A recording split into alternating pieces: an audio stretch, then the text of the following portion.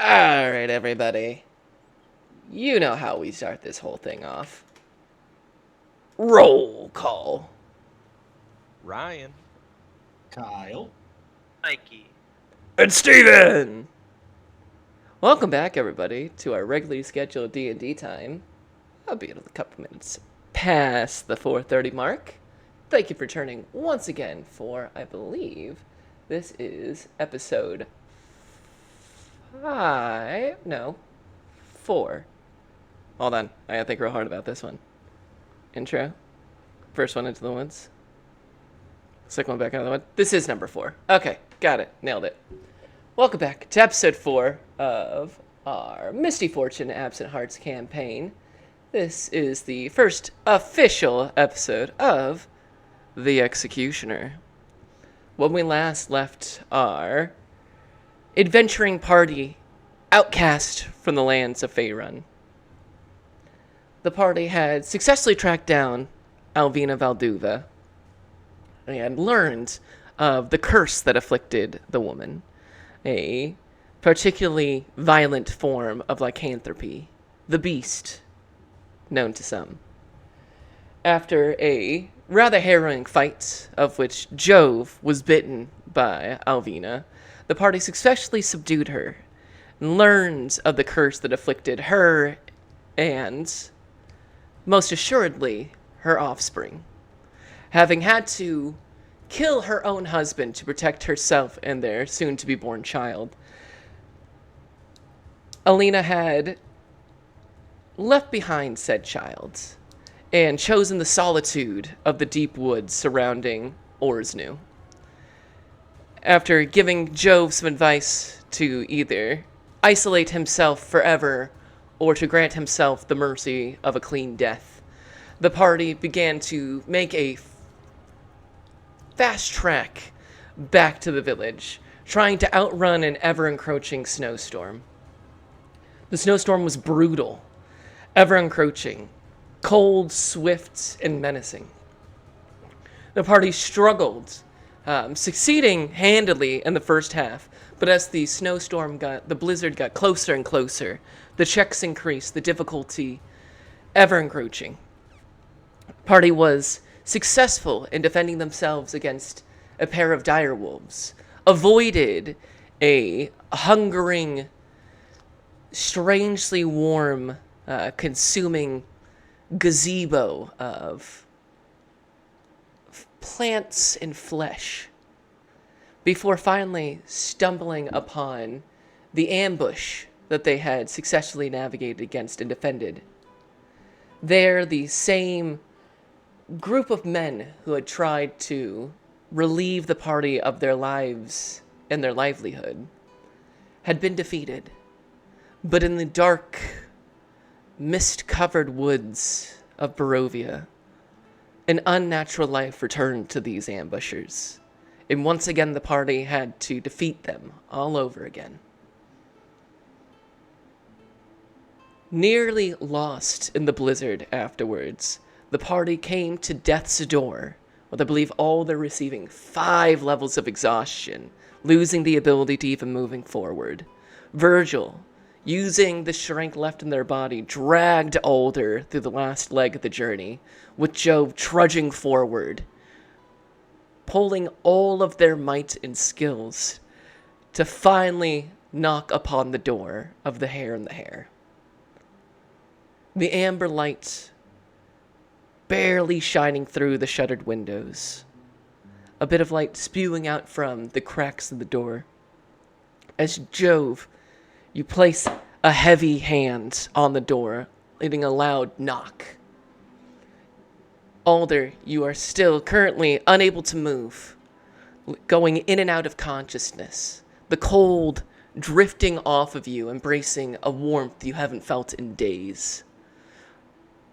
Virgil, you are attempting to get Alder up, pulling him, your own body racked by the cold of this 12 long hours into the blizzard.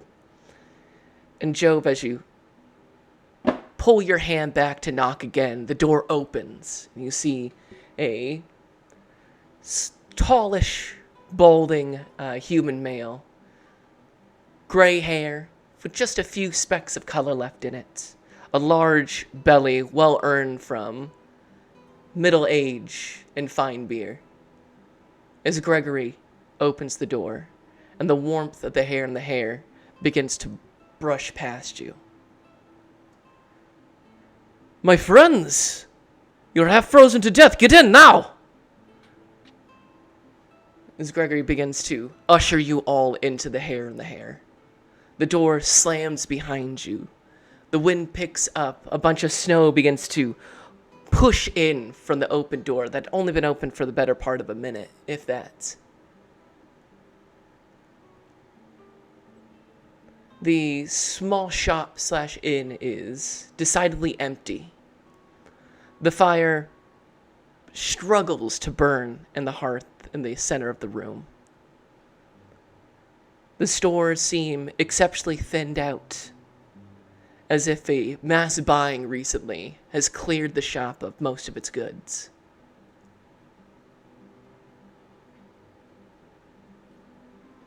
You see Gregory helps you all pull in Alder and sets him up as close to the fire as possible. He returns with some coarse blankets and some other linens of various make. Takes some of the what remains of the winter clothes and puts them over Alder. Alder, you drift in and out of consciousness. Feel hands move you as your vision, instead of being overtaken by darkness, turns towards an amber light.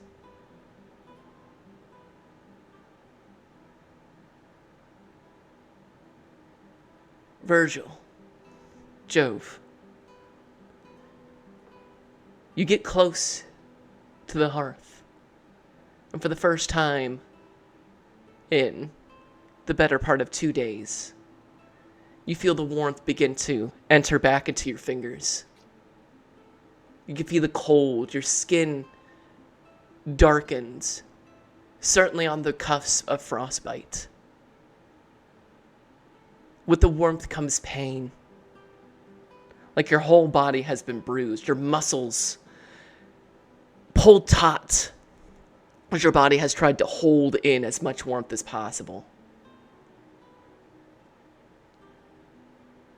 But as the blizzard rages in full fury outside, you have successfully made it back to the Hare and Hare. A warm fire, shelter, and the promise of a warm-cooked meal.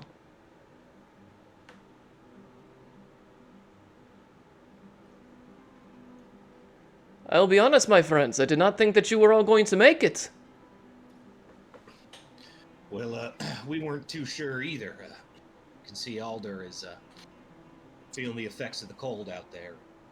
Well, I think we all were. Your hearth is a heavenly sight. Yes. I believe if he had been out there any longer, he would have more of an icicle than a friend. And speaking of friends, Gregory, would you mind getting us some warm dinner, and we can tell you a little bit about our journey and what we found? Of course. I would get very comfortable. It appears that we're going to be getting very close in the next couple of days. I doubt anyone is going to be entering or leaving their homes until this blows over. I apologize, but my wares are a little bit clean, so it will be hot. But I make no promises that it will be good. All I need is warm right now. Gregory grabs part of his mustache, that kind of mustache to mutton chops look, brushes one to the side, and of course. Recover, rest. We will have much time to talk about your adventure. As he goes back and begins preparing a hot meal. As Alder Alder's kind of going in and out of consciousness, kind of under his breath, you would just hear him also saying, "Bed, bed."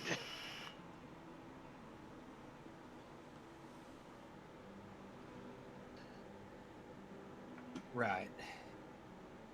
And Jove, who managed to not get any exhaustion throughout that, is going to go and see if he can scoop up the slender frame of Alder and take him up to a bed and see if he can tuck him in and get him nice and warm up there. Roll me athletics.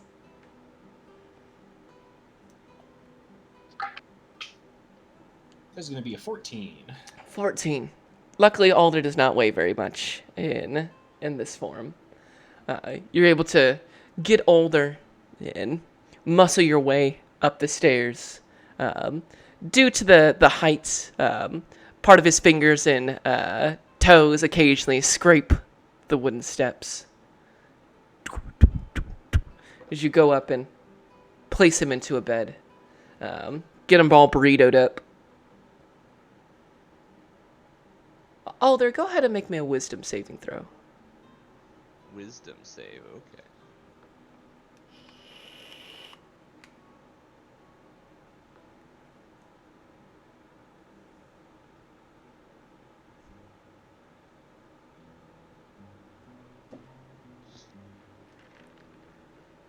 That is a 19. A 19. You feel yourself drift for a moment. Wait, you said wisdom, right? Wisdom, indeed. Oh, actually, that is a 21. I forgot I got proficiency on that one. 21. Yeah. You feel yourself drift for a moment. You feel the darkness surrounding you. A brief moment, you go to call for Tyrant Thraxus. But with that exceptional roll, you're able to pull your mind back in, gather yourself just enough to keep your mouth shut. And you are tucked into bed without further issue.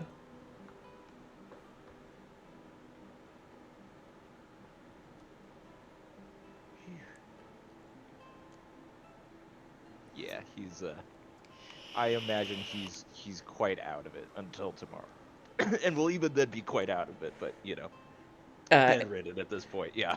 It is not long, Jove, after you set Alder to bed that his body does finally go into a full deep slumber. One part passing out, one part well-earned sleep. As your now Genasi friends rest for the evening.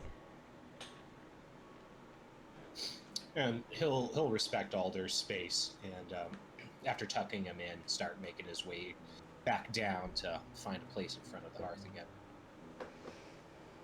You head back down and join Virgil as you guys huddle close to the hearth, warm yourselves from the day's exertion.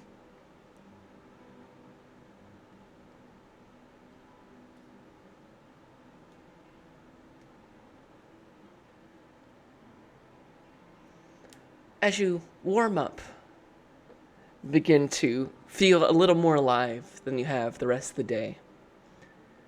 Gregory continues to work on making a hot meal, and after the better part of an hour or so, he returns. It's a thin soup with some bare lentils. Appears maybe some dried meat that has been reconstituted in this soup. It lacks in body and flavor, but it's hot, and it's right in front of you. A hard, cold piece of bread, kind of adorning the cup of it, the lid of this bowl. Hard as a rock, but at the very least edible.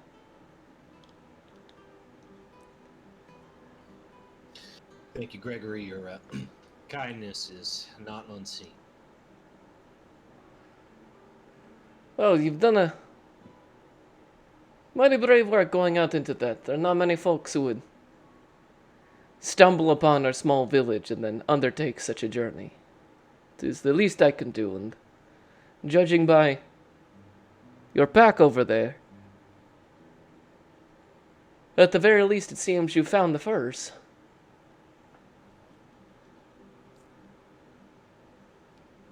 You are right. We did find the furs out there. Unfortunately, that wasn't the only thing we found. We used that shoe print that you gave us on the way out. We were able to track Laszlo's and Alvina's footsteps out. Good 12 hours plus out from where we are now, and well, we found the pelts, but their bodies, it was a mess. I don't think it was another human or anything that was trying to steal them. It looks like whatever it is that lives out there in their forests finally got the best of those trappers. Jove, go ahead and roll me a deception check. I shall.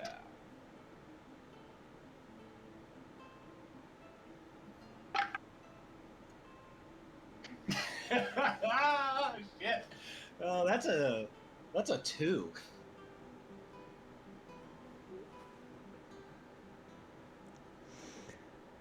Gregory looks over at the furs, back to you. The Valduvas were taken out by an animal? The village's best hunters laid low by common ilk? I don't know if it was common. Definitely wasn't no puppy dogs that did it. But Virgil, you saw it too. What are your thoughts on that? It had to be something big, and I'll just ripped them apart. Yeah, I'll get up from the hearth and walk over. Listen, any hunter can be bested by a large enough group of hunters. Seems that your friends were either surrounded by many wolves that normally a hunter would be one-on-one, or, like my friend Jove here is saying, it might have been something large. Personally, I don't think that the damage that we saw done to the bodies necessarily correlates to something large. But all that we can do is speculate with the bodies that we were given. We're not claiming to be expert investigators here. Virgil, go ahead and roll me deception with advantage.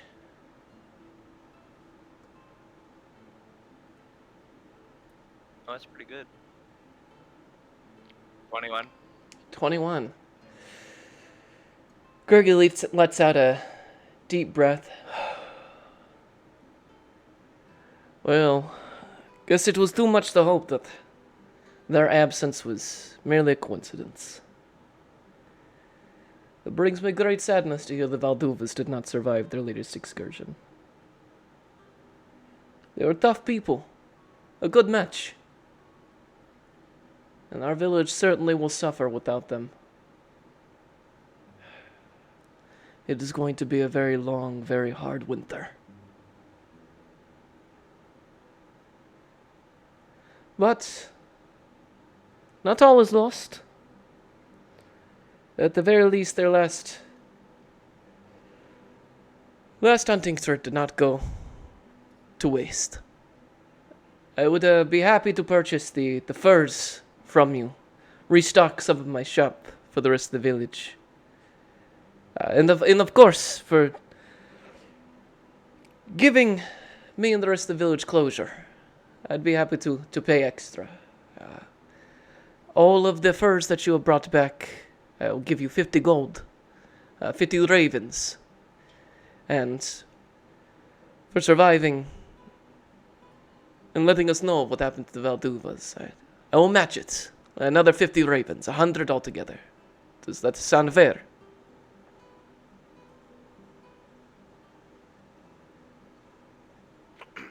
I give him one back, and I say, 99 is easier to split amongst 3.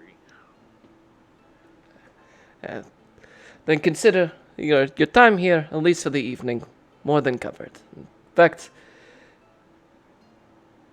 well, I believe we're going to get to know each other very well in the next couple days.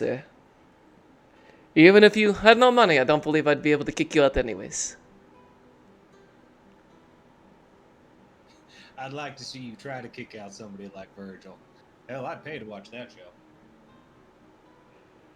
Oh no, I am far too old and far too heavy nowadays to put in that much effort.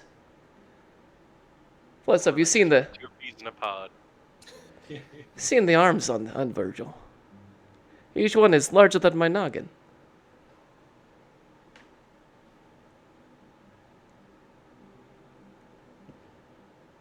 By chance, did you all happen to see that pup that I was looking over on your way in?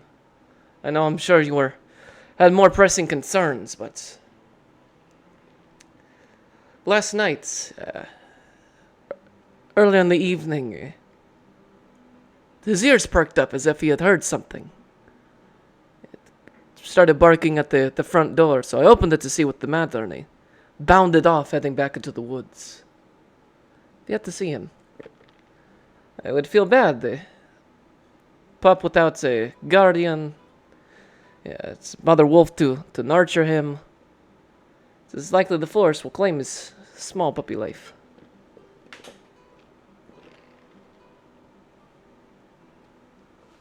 DM, did Jover Virgil notice them on the way in?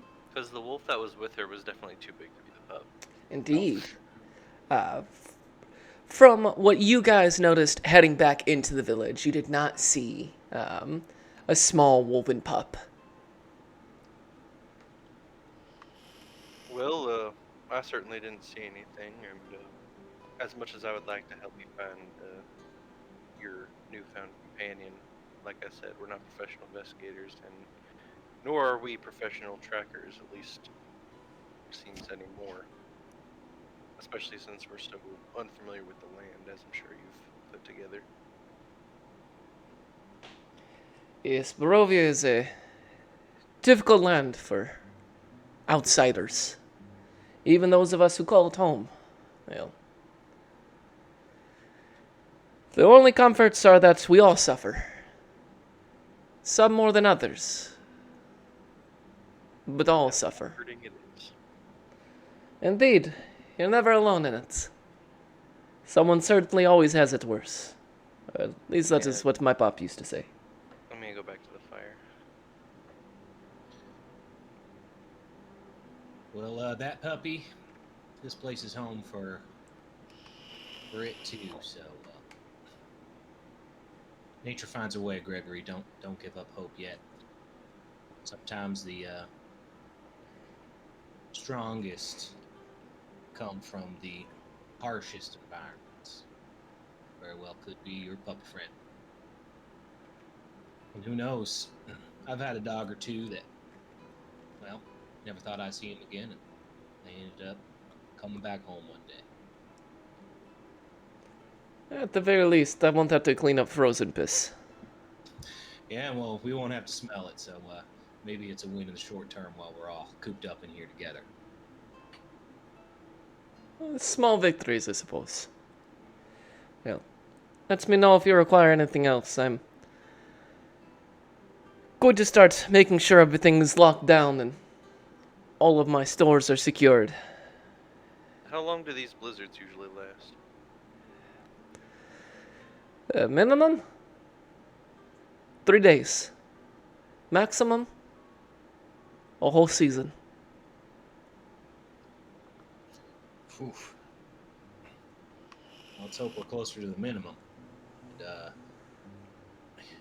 I know that our friend upstairs is going to need a few days to get his feet back under him, but Gregory, I'm not one to waste time, so if anything in the next couple of days you need a hand lifting something, moving around, I can only smoke on my pipe for so long, so happy to be a helping hand. We'll keep that in mind. I'm sure we will find something. But that is for another day. Tonight, rest, recover. I'll leave the rest of the food out in case you desire more.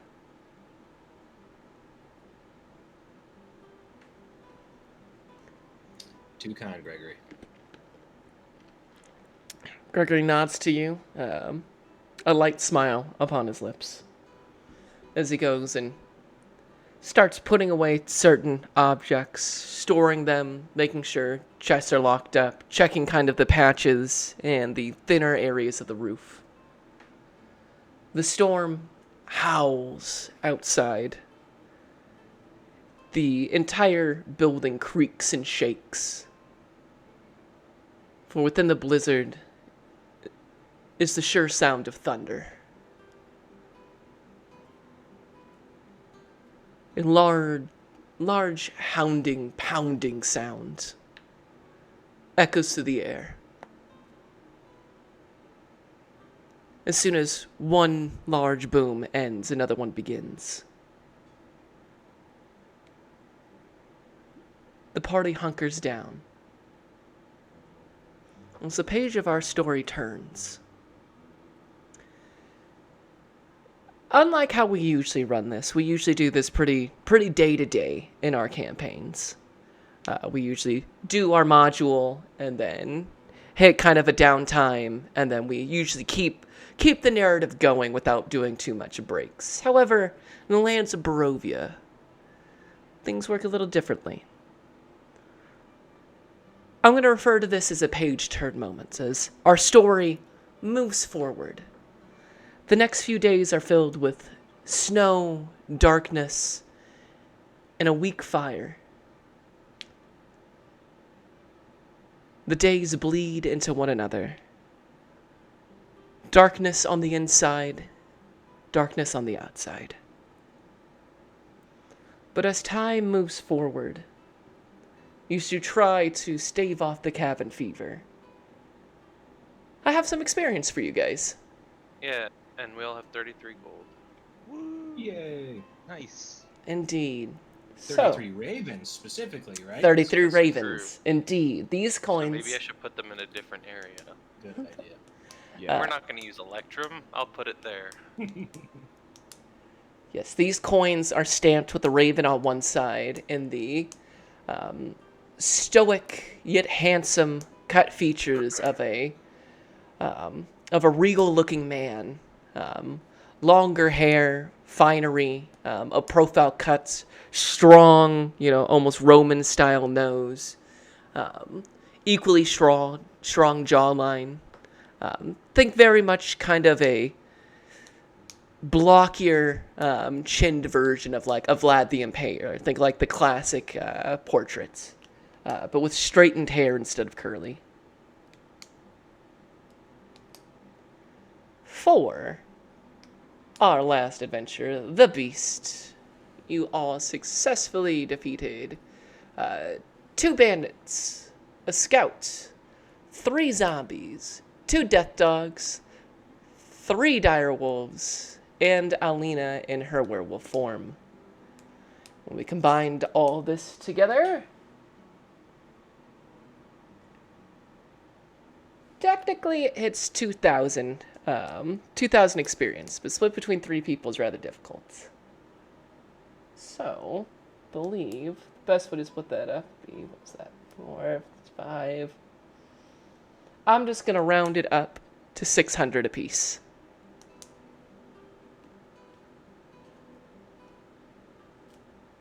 No, that wouldn't make any sense. Hold on. That's bad math.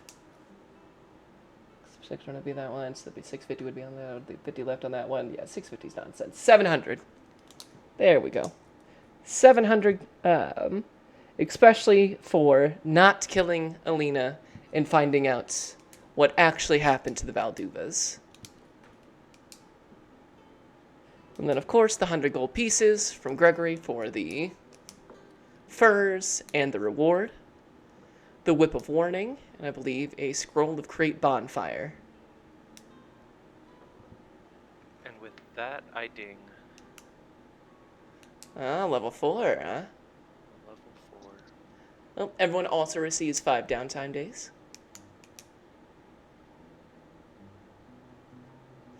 And one last one. Everybody go ahead and add the Demiplane of Dread. This will be kind of a... there will be certain story awards in this that will have various effects long-term on the campaign. This one reads, you have traversed the mists and now find yourselves in the Demiplane of Dread. Until this story award is removed, you are unable to leave. So long as you are trapped, you cannot participate in any adventure events that take place outside of Barovia. Tread carefully. During your time here, the Dark Powers are watching. And as you were saying, Jove. I was just asking, I'm looking at the EXP chart right now, and it looks like level 2 is at 300 with... So that's kind of our baseline, right, that we're starting Indeed. for Alder and I. So, okay, cool. So that does bring us to 3. That would be 1,000 XP. Level 3 is at 900. All right, dings across the board. Beautiful. Well, then, let's start off as we always do when we get a level up. Everybody go ahead and roll that hit dice. Or take the average if you choose to. If you're a coward. If you're a little baby, and we do re-roll on ones. The first time. If you get one twice, that's the gods telling you. Alright. Oh, I got blessed for rolling. I rolled the 6. Ooh, you need it. So that's... I sure do. That's like... that's almost more than half of my health. That is... Oh my god. Oh, God. I rolled a 6 on my D12 for an extra 10 HP, so I'm sitting at 42 right now. Yeah, you got the big boy dice now. Kidding. I am now at 22 max HP. And we got our second level spell slots now, baby. Let's go. I'm just taking average. So I'm at 36.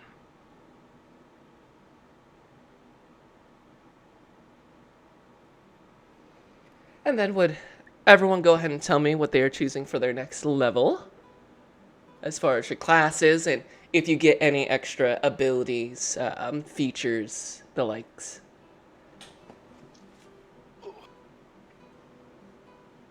I'm having to decide between ability score and feat. Problem is, the guy that was sharing his D&D Beyond with me, apparently the sharing stopped having the books for some reason. I don't know if he got rid of them or what, but I'm gonna have to either buy them or start doing stuff on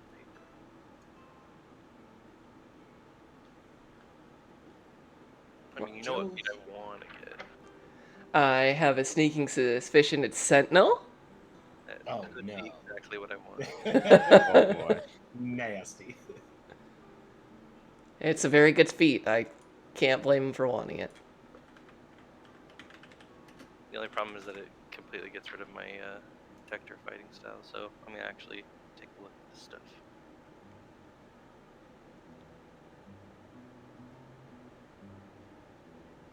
Well, Jove is taking a 3rd level in Barbarian, and me and the DM found a Path of the Lycan subclass, so I'll be going into that. Ooh. Which the long and short of is I can use 1 rage to kind of go like 25% wolf. That lets me do some claws, and then I can also use 2 rages to be 75% wolf and get some extra. Also, level 3 gives me 3 rages, so keep that in mind, Donskis, for what I am able to do. But yeah, so that's what Jove's looking at for level 3, Path of the Right. Subclass unlocked. Yep, and I also get keen senses with that, so I got perception, advantage on perception for smell and hearing.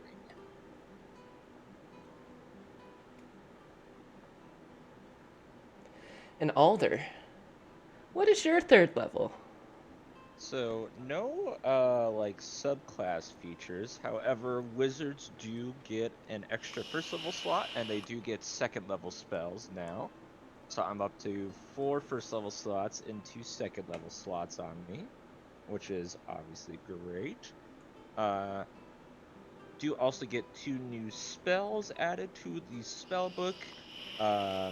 Kind of adding back to the spell book in Alder's case here. So I'll be adding back Agdazar's Scorcher and Misty Step for myself. And that's really about it, I think. Because, yeah, cantrip, don't get a new cantrip until level 4. And, of course, the ABI at level 4 as well. But yeah, that's it for the wizard. And, of course, I did roll the 6 plus my 2 con, gets 8 HP, brings me up to 22 max. And that's Alder right now. Nice.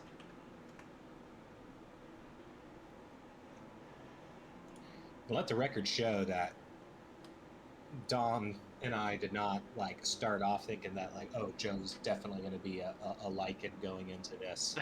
I had ideas going into there's like an edited Berserker Barbarian, and there's a couple other ideas about when you get bit by a werewolf, sometimes you just gotta lean into it. You know, there's a lot of hokey ways to do werewolves. A lot of just like splatter shot, big 70s American Werewolf in London style, but not here. Let's go more like a Hemlock Grove. Is that a deep cut for anybody? Anybody remember that? Just me? Alright, well, that'd be fun for me. Yeah, I'm gonna take Sentinel. Sentinel it is. Well, beautiful. As we kind of page turn and head into our next adventure, you could almost imagine this dark leather-bound book, ancient parchments with bright brand new depictions, showing our adventurers traverse into Barovia, their first meetings with the village of Orsnu, and their journey out to find the Valduvas. It's the beautiful feminine hands, pale skin, reaches for the next page and turns. Is there anything anyone would like to do or role play during your kind of days trapped inside the hair and the hair? The blizzard outside is beyond menacing. The snow piles higher and higher every day. Even opening the front door is a challenge that takes quite a bit of strength. And of course, Alder, your days are typically spent simply recovering and trying to regain your strength. Enough to where you find your renewed energy, allowing you to dive back into your spellbook. The one thing that still brings you comfort even in this strange land. Your magical mind. So yes, Jove. Joe doesn't need to RP this, but just wants to make note that he is continuing his tradition of chronicling his journals and his travels in a journal, kind of in a dear gaffer sort of sense that he's telling this story to his gaffer. He is not writing down the intimate details of perhaps his lycanthropy. Doesn't want to have that in writing, but he is kind of getting his thoughts out and smoking on that pipe of smoke monsters that he has from his gaffer as these days kind of are melting together. So he is chronicling this adventure. Heard. Jove, go ahead and roll me a sleight of hand for illustrations. Sure. As we have done in the past, and so shall continue. Dexterity, and that is a 16. 16? Yeah, you get a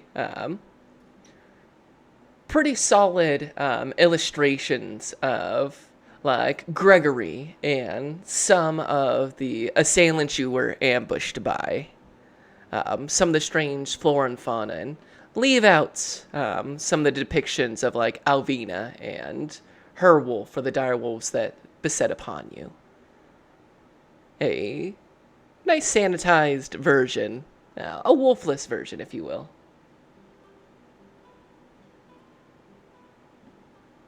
And then I believe Alder. Quick question, DM. Yes. Because I've not checked this before. As far as like scrolls for cantrips, can those still be written into the spellbook? And what is the cost? Is it still like, would it just be like a level 1 spell at 50, or I don't know, actually know. Let me do 50 some gold, that research real is. quick. Yeah. What was a spell in a spell code? Can be copied. Just as spells and spellbooks can be copied. Spells copied from spell scrolls. The copier must succeed on an Arcana check. See the spells copied. Okie dokie. You can absolutely copy spells into there, but first it requires an Arcana check. Okay. And is there still a cost that goes with it too? Since for a this is cantrip. for a cantrip, there would be no cost. But should you fail the roll, the scroll will be destroyed. Gotcha. Okay. So it's just a roll to see if I can add it. It's Arcana check versus Cool. a DC. Since this is a cantrip, the DC for this one is going to be 10. All right. As long as the party is cool with it, I'm gonna roll to try and put it in the spellbook. This is for the create bonfire. Just FYI. No, I am against it. How dare you? How Oh could no! Virgil snatches the scroll out of your hands. I'm just saying, I've got plenty of fire cantrips on You me, want so to if create someone... bonfires? I know. I'm crazy. I think it's broken. That's a 5, unfortunately. Yes, as you copy over the spell scroll, it uses a completely different style than what you're used to. These spell scrolls are not written in your typical common. It's a strange script that you're unfamiliar with. And while it gives you great insight to perhaps the magic of this world, at the cost of the spell scroll being used. Oops. Hopefully, if you can find another one. There'll be others.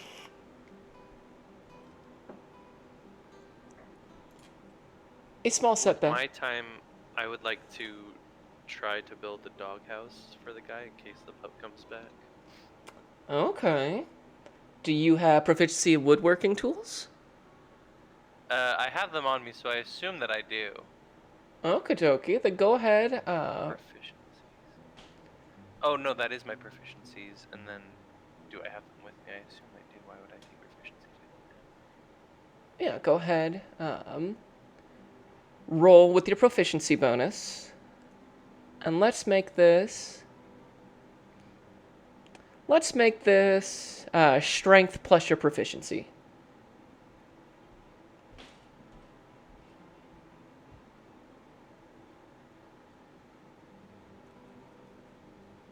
Okay.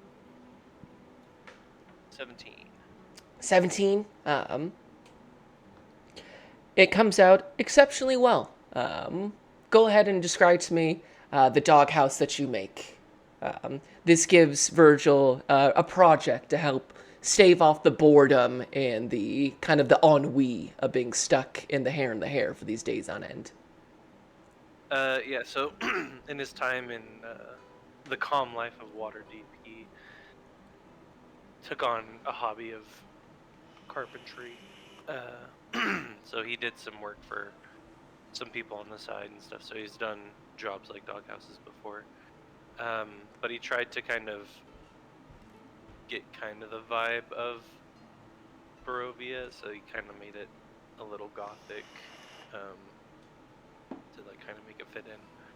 and kind of based on the size of the dog, but made it a little big so that it could grow into it a little bit. With like pointed slope roof on both sides, like little fake towers on each one. It's like Yeah. little fake tower, pointed roof. Pointed archways, yeah. Gregory comments, "Oh, I didn't know that you were a carpenter. You can make very good money if you start building chairs." Yeah, there's a lot of ways to make money, but carpentering doesn't save lives. I've never thought about it that way.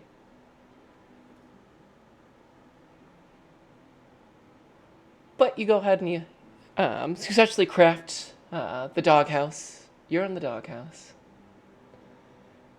You try to get out. Woof. Oof. As you all work on your various projects, Jove with his illustrations, Alder with his wizardry, and Virgil with his carpentry. We'll say the better part of 5 days goes by. Could I have everybody roll me a wisdom saving throw?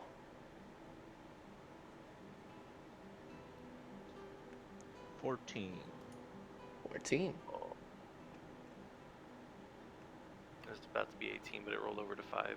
5. Got ourselves a nat 20 over here. At 20.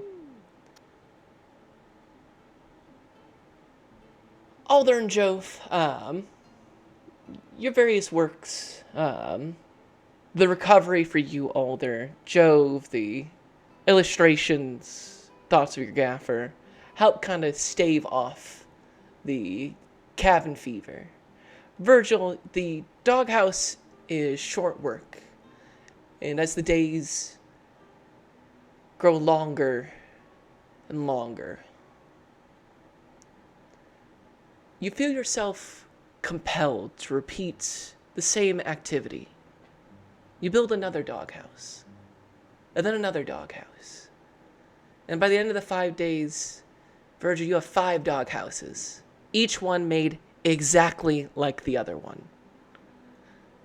Virgil pulls in within himself for a few days, waking up at the same exact time, building the doghouse at the same exact time, going to bed in this strange short-term madness that seems to set in. And as you wait to the 6th day, your adventure begins. The snowstorm finally breaks. The howling and pounding sounds of never-ending storm and thunder finally break way to a, by comparison, calm blowing of the winds. You move the door in, push through the snow piled high, taller than Jove, taller than Alder. The only ones really able to get ahead over it being Virgil and Gregory himself. So you push open the doors and the snow falls to the side. It's gray, gloomy, and overcast. You'd have to guess it's probably mid-morning going upon noon. It's still freezing cold outside. But for the first time in days, you can finally see clear across the village. Well, I thought that was going to last a whole lot longer. We got very lucky with it only being 5 days.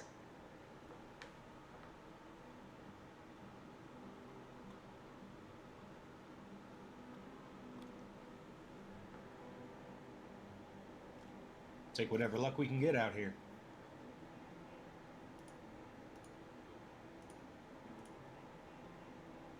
Well, how are the rest of you doing? I hope that you've all made a full recovery. Alder, you look like a full red, not the kind of darkened red that you were when you came in. Yeah, I would say when I got back here, that's one of the worst states I've ever been in. Not quite the worst. I've died once or twice before, but well, didn't want to go through that again, to say the least. Much appreciate you letting us stay here. Me especially these last few days. Yeah, I owe you my life, friend. Ah, well. You've already done a great service to Orsnil. I'm sure once we start opening back up the shop and get the rest of the village moving through, perhaps there's more that can be done. More that could be offered. If you're all strong enough to survive being out the woods during a blizzard, I'm sure you could find more ways to help the village. You have any ideas of where we might start looking for work and such? Well, I'll tell you the first thing that most people are going to do now that the blizzard is over is head into one of the other inns. I would say most people will be over at the Seven Tables Inn. It is one of the few places large enough to hold most of the village. Their food is actually food, not the gruel that I tend to serve up. And as I've told you when you first arrived, you all are a unique appearance in the village. Jove, some may make a comment on your height, but you, for the most part, may be able to blend in. Alder, Virgil,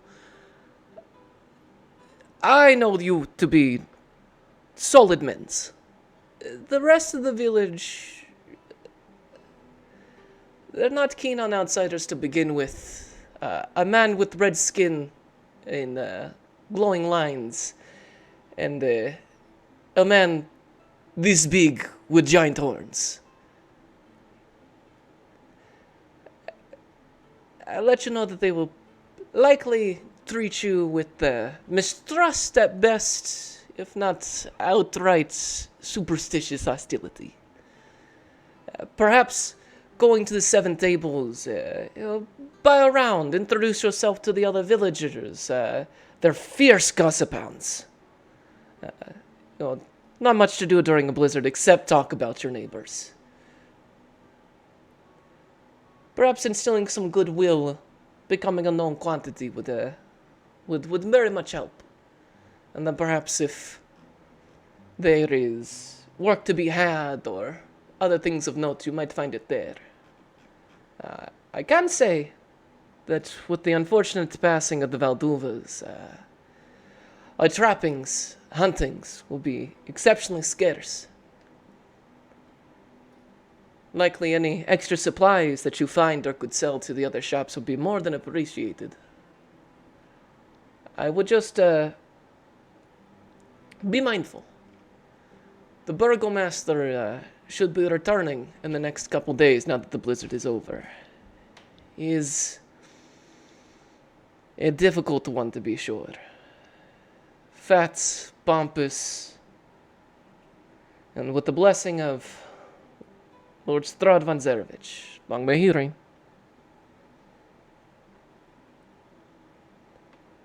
When he returns, the taxes are likely going to be due. With this blizzard, the loss of the Valduvas, no Vistani to trade with, I fear for what will become of my neighbors. He's a right bastard, that's the burgomaster. But let me not speak ill of those in charge. At least not within earshot to the rest of the village. I would start at the Seven Inns. See what you can find of there. Introduce yourself to the other villagers. Any of you happen to be good with an instrument, perhaps?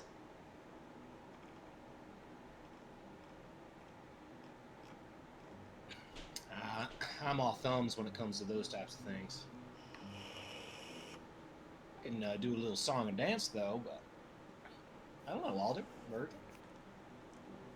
No. Playing cards is a little more my deal, if I'm being honest. Never really picked up an instrument. Ah, well, that makes us four of a kind. Ah, well, I'll point out, and let's all just kind of look over towards the village of Or's new map. I believe I've got it pulled up there. I would open it in your browser. It always makes it a little small in Discord. So we are currently at the Hare and Hare. This is building number 5. Going to be tucked in right over here. Luckily, right next door happens to be the 7 Tables Inn that Gregory is speaking of. There's 2 things labeled 1 on here. Ah, there is. Interesting. There is. Well, that doesn't make a whole lot of sense. I think one of them is supposed to be 2. the Burgomaster's residence. Yes. I'd say if I'll do a trading post right there, the Eyes of Midnight is indeed at number 4. I believe the other number 1 tucked into the city is the Burgomaster's residence. Okay. So I have said it, so shall it be. If you're also looking for some more exotic wares, I mainly deal with furs, larger stocks for home and for journey and traveling. If you're looking for, more finer fare, you might check out the Eyes of Midnight. The owner his name is Filar. Between you, me, and the 4 walls of the Hare and the Hare, he has a large assortment of knickknacks and other baubles. I sometimes wonder exactly where he received all of them. We haven't had traders in quite some time, yet he always seems to have something new there. I'm not one to gossip too terribly much, but always seemed a bit peculiar for me. Much less him. He is a odd bird, to say the very least. But you'll understand if you go in. Let's me not speak too much on it.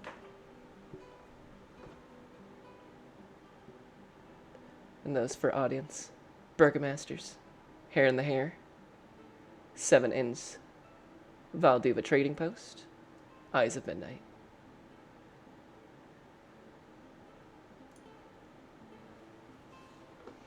Of course, if you find that you like the beds in the heart of the 7 Inns more, I will understand if you choose to rest there. However, I have a sneaking suspicion that they will be charging full price.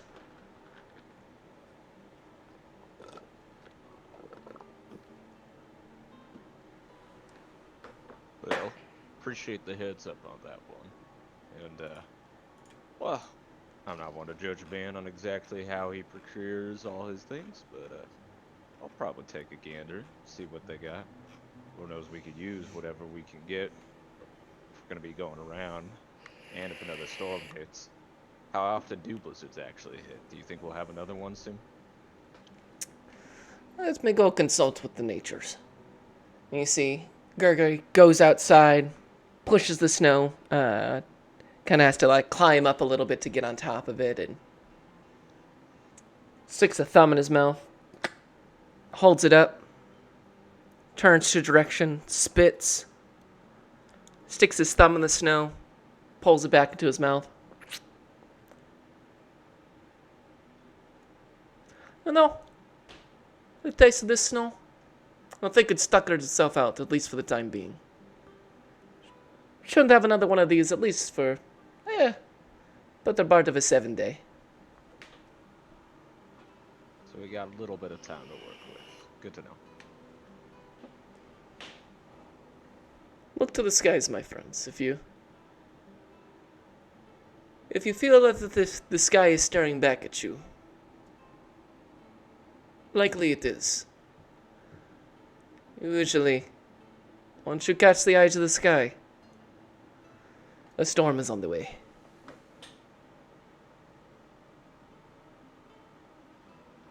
But Well, Gregory, you've been nothing but a helpful to us, and I'll make sure I can route as much of my business here through you.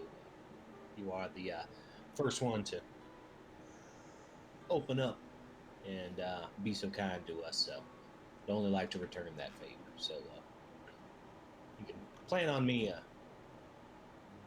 using one of your beds tonight. So, and here I'll even pay in advance, and he'll go ahead and hand him the fare for having another room for the night. Heard. Believe.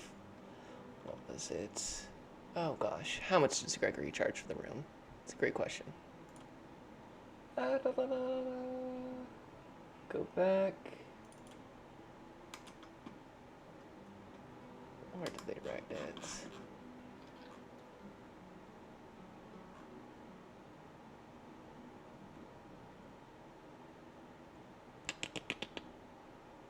Ah, it's five silver ravens.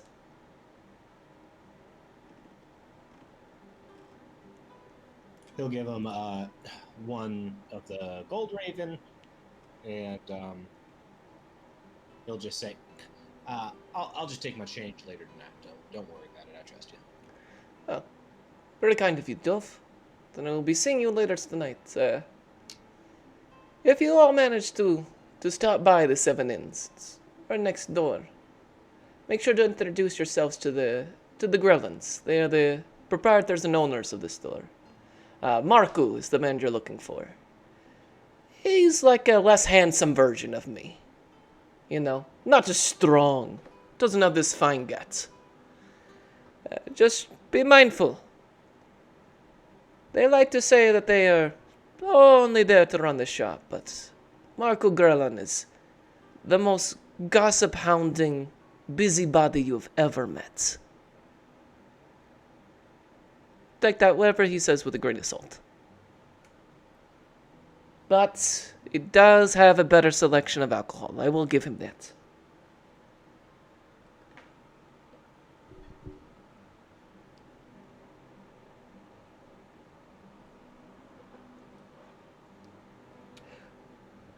Well, I will leave you all to your various businesses. If you run into too much trouble, you know, I'd say come on back here, but you know, perhaps go into the woods for a little bit, make sure nothing gets burned down around it. I'd hate to have to rebuild, you know? It lets out kind of a gregarious laugh.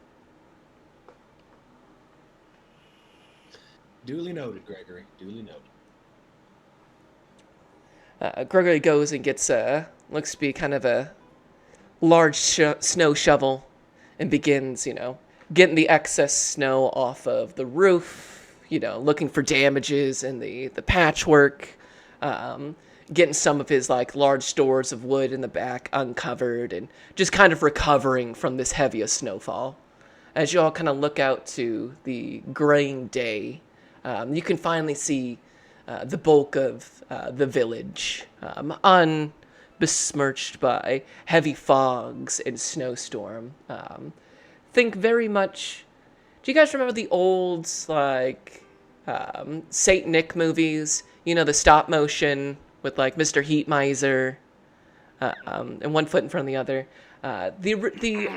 Think very much that style of city, like when he first comes in and starts leaving the gifts. However, you notice that almost none of the village is actually paved, while much of it is still heavily covered in snow. You can see really only heading towards the village center, closer towards the burgomaster's residence. You see some cobblestone, some semblance of roadways and signage, but the bulk of this seems to be unpaved, rather open. Only really a handful of buildings kind of dot the area. Many of them are simple buildings, single-story, thatched roofs. Very, very bare bones compared to many of the cities. I mean, compared to Waterdeep, this is barely a hiccup. Compared to Mulemaster, this is backwards, soft, undeveloped, even by Flan standards, this seems to hold hardly any sort of semblance of grace. You can see only the only real building to have what looks like a gate and some wrought iron fencing is the burgomaster's residence. Even from here, you kind of have like a straight shot across the village. You can see a number of guards who seem to be congregated around kind of some being burned, like little campfires, little small bonfires that kind of dot the residence. You can see a few of the villagers are already out and about milling, some clearing snow, others with bundles of goods, traveling to various different shops. You catch the eyes of a few, and I'll say everybody go ahead and roll me a perception check.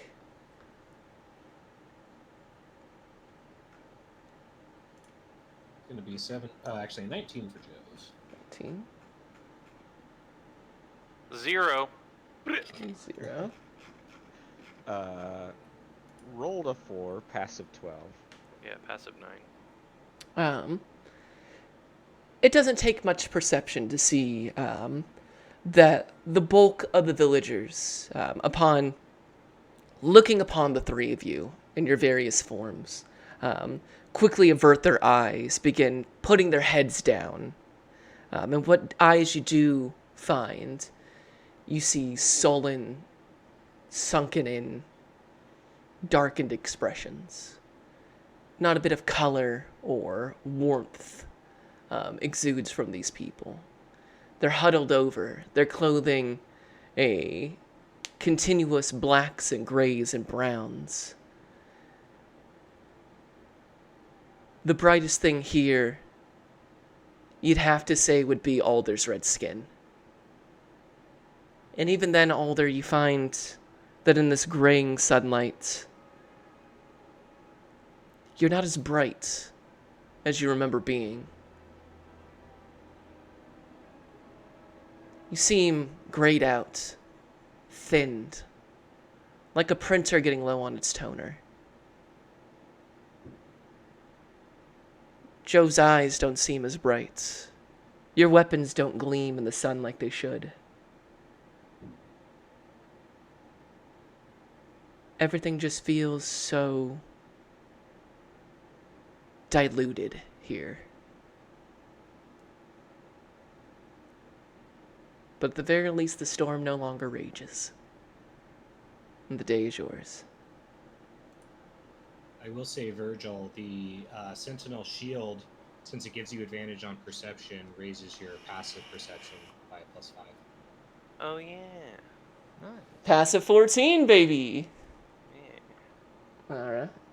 And while we're talking Oh, about yeah. items, I am now attuned to the Whip of Warning, I'm supposing. Unless you actively chose not to. No. Yes, you had plenty of time to work on that. Although, not a ton of time to practice with it, if you would imagine. Could whip my doghouses. Well, like, I needed 5.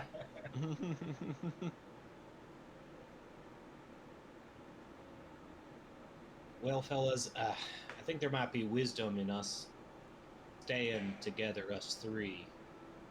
Like Gregory was saying, I'm the most typical looking of the folks that populate this village, and even I'm going to be seen as an outsider. And there might be some safety in numbers going forward.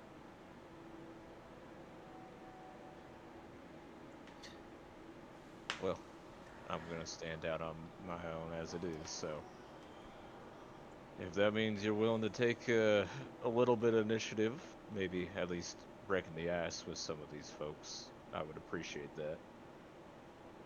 Not to harsh the mood, but what is our goal? I don't want to be here for long. You're talking about getting work and like bunkering down. We need to figure out where we're going. I'm right there with you, Virgil. I don't want to be here any more than you do. I feel split in half being at this place. place. But we get caught in a blizzard like we just were the other day, that'd be death for all of us. I think we need to find a definitive way. Else, I'd say let's just take to nature and find our own path. But we got to see if there's maybe a bigger city we can find ourselves going to. And I just refuse to believe that this place, this Barovia, that there's only one way in. There's got to be a way out, but I don't think we're just going to stumble upon it. So I think for the time being, making sure that the locals don't start licking their chops when they're looking at us is a good use of our time. Seeing what information we can get back for them. But Virgil, yes, I looking to buy property out here and start paying taxes to some account I've never seen before. So that all said, if you've got any other suggestions, I'd be happy to hear.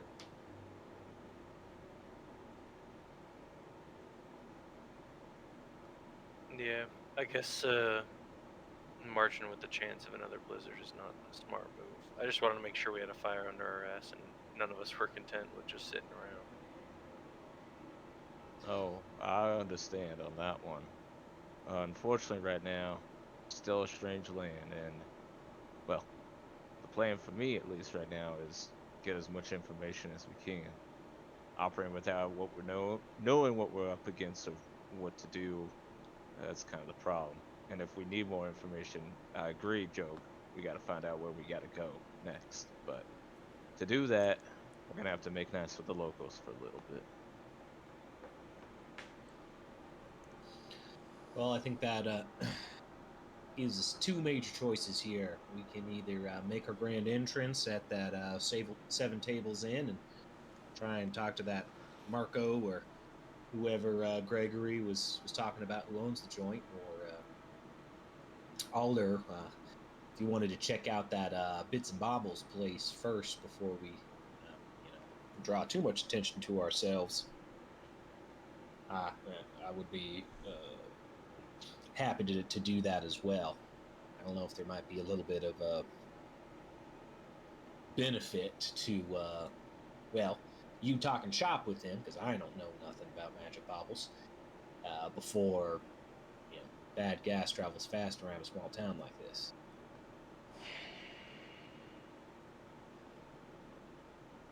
Well, I'd certainly be happy to check that place out. Do we still want to stay together, or do we want to split up for that part? And you head over to,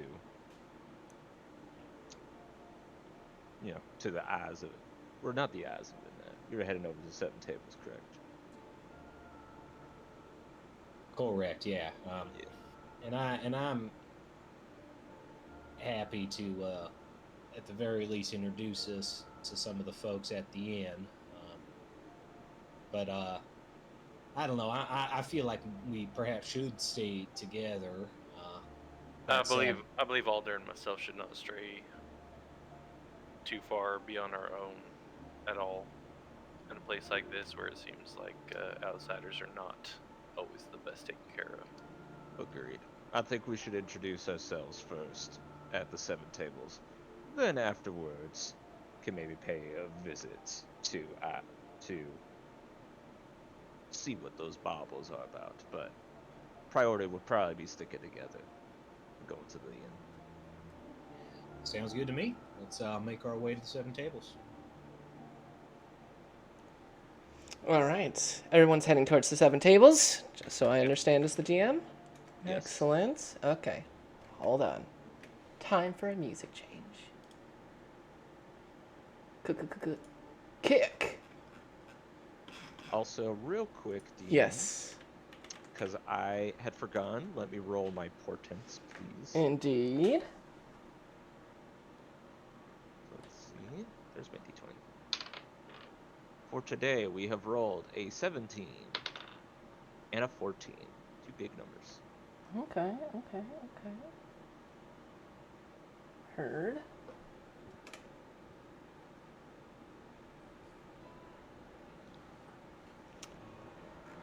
You all begin heading next door to the 7 Inns table. Or 7 Tables Inn. 7 Inns tables. It is a much larger building compared to the Hare and the Hare.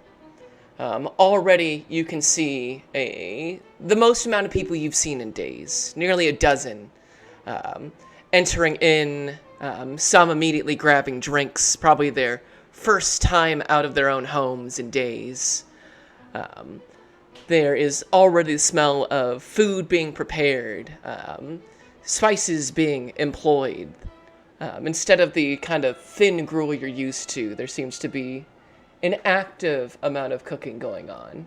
Fresh breads and what smells like perhaps even a bit of meat being fried up. Go ahead, everybody, as you walk on and give me a perception check.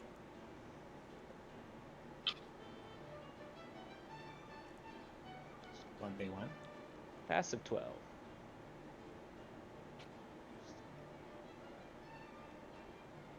21, passive 12, And passive 15 or 14. 14. Can I have 21 and 14 roll me a d12?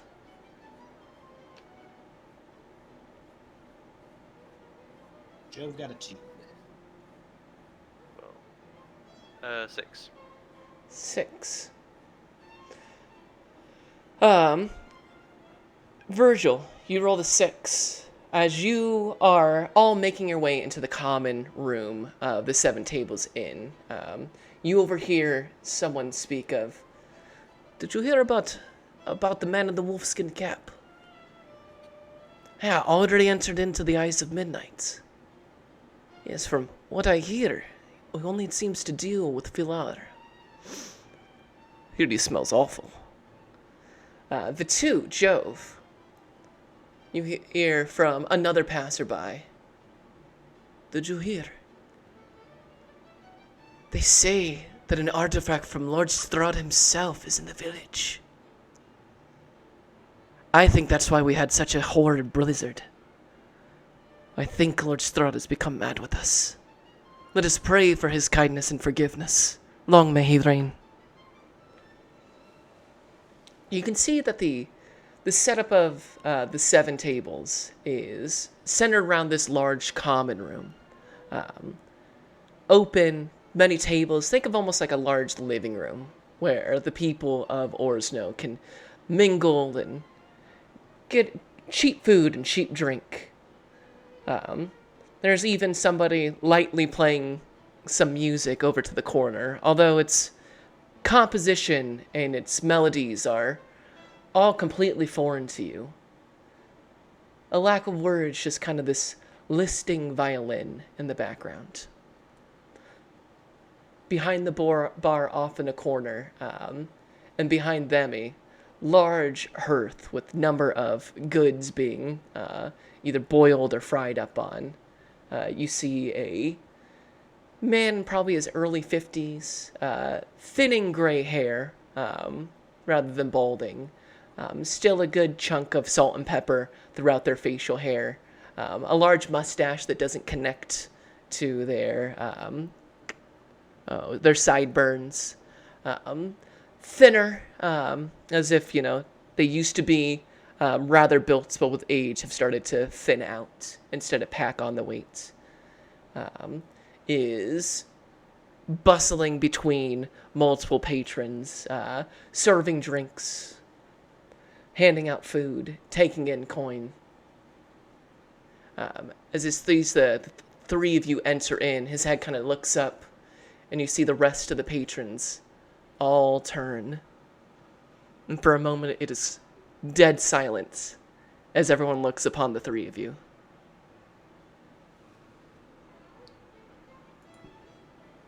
Are all the bodies attached to those eyes, are they all human, or do we see any variation of race here? All human. All, for the most part, that same kind of sullen, sunken-eyed appearance. But within the eyes, you also see distrust, aversion, some people pull their drink and food closer to them, as if worried that you were to go over and take it from them. Jove is going to confidently but not aggressively move towards the bar area into the bar keep, and he is going to take out a raven, one of his golden ravens, or maybe even a couple that he's kind of just moving back and forth in his hands, and he's going to catch eyes with the main guy behind the bar, and he'll say, "Howdy there. Gregory just down the way told us that this was the best place to get a proper drink and a proper hot meal. Hoping that he wasn't telling a story." So. Oh, well, how else do you think that he got such a big gut on him? Coming to only the very best here at the Seven Tables Inn. And he looks and sees your kind of gold raven in hands. Ah, yes. Welcome in. I am Marco Grellin.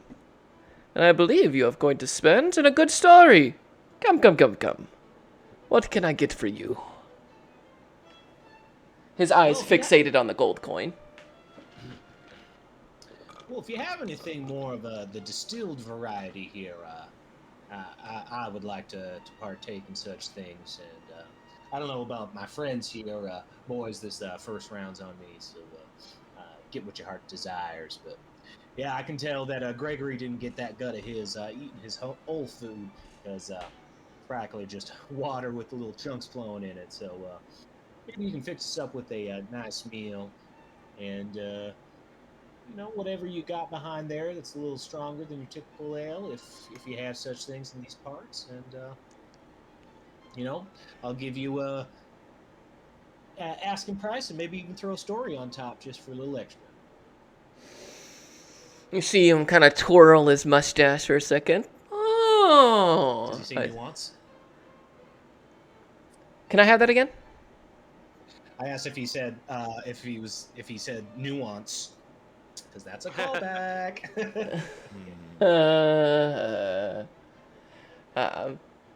As he kind of twirls the mustache, his eyes dart to you, Alder, and Virgil, and instead of the fear, he looks at your sizes, your strangeness, the color that you bring into here, and looks back at that golden raven. Yes, of course. Order away. I would be happy to take your service and your coin.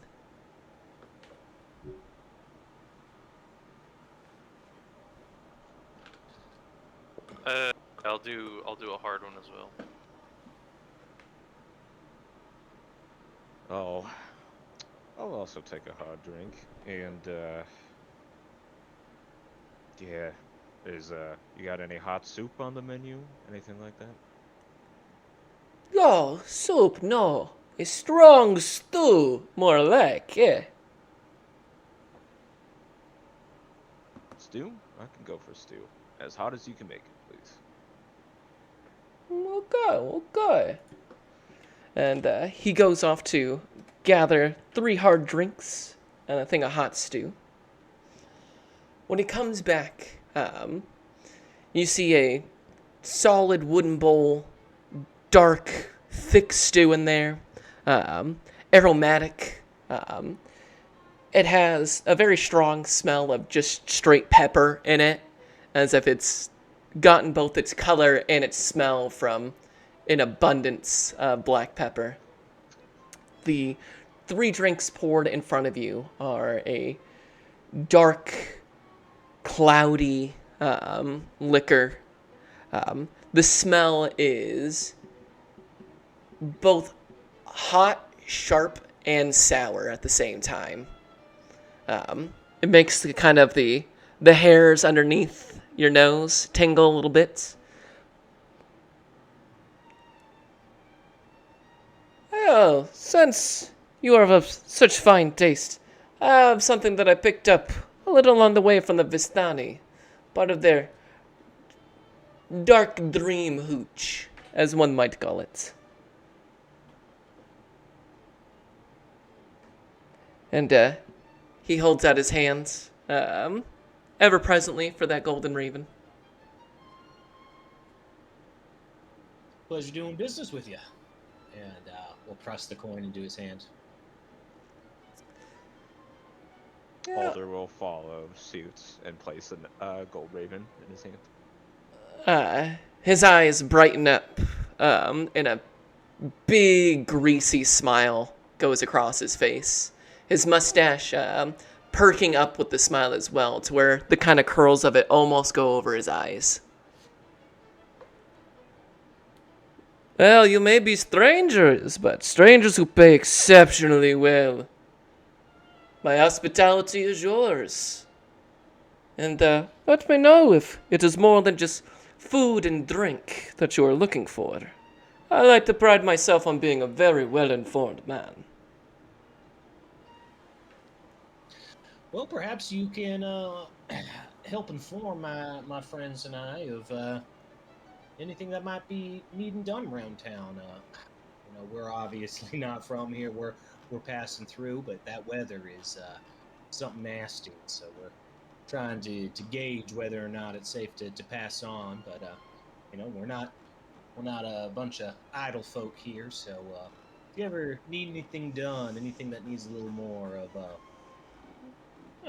needs a little bit of brawn, or I have much experience as a tracker and even a bit of a hunter myself. So if you've got any information on services that people may need rendered and are willing to pay us for such pleasure, be happy to hear it.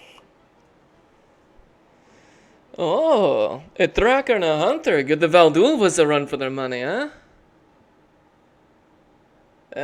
Pray that you don't run into them out in the forest. They don't like competition very much, I have you. They're a bit of a rough around the edges. Yeah, not so much a commercial hunter, but I can live off the land. Don't want to be taking anybody's territory. Well, then I'd be very mindful of which residence you stopped by. Joe, go ahead and roll me a persuasion check real quick.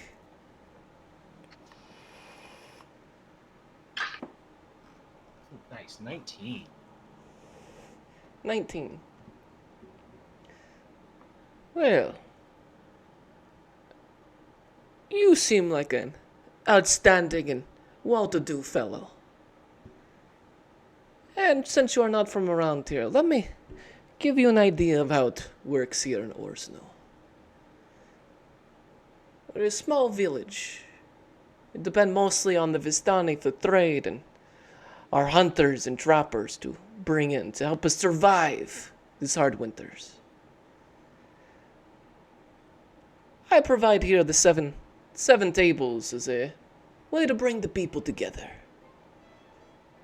And between you and me, it's because the burgomaster has put such a hard lien on the house.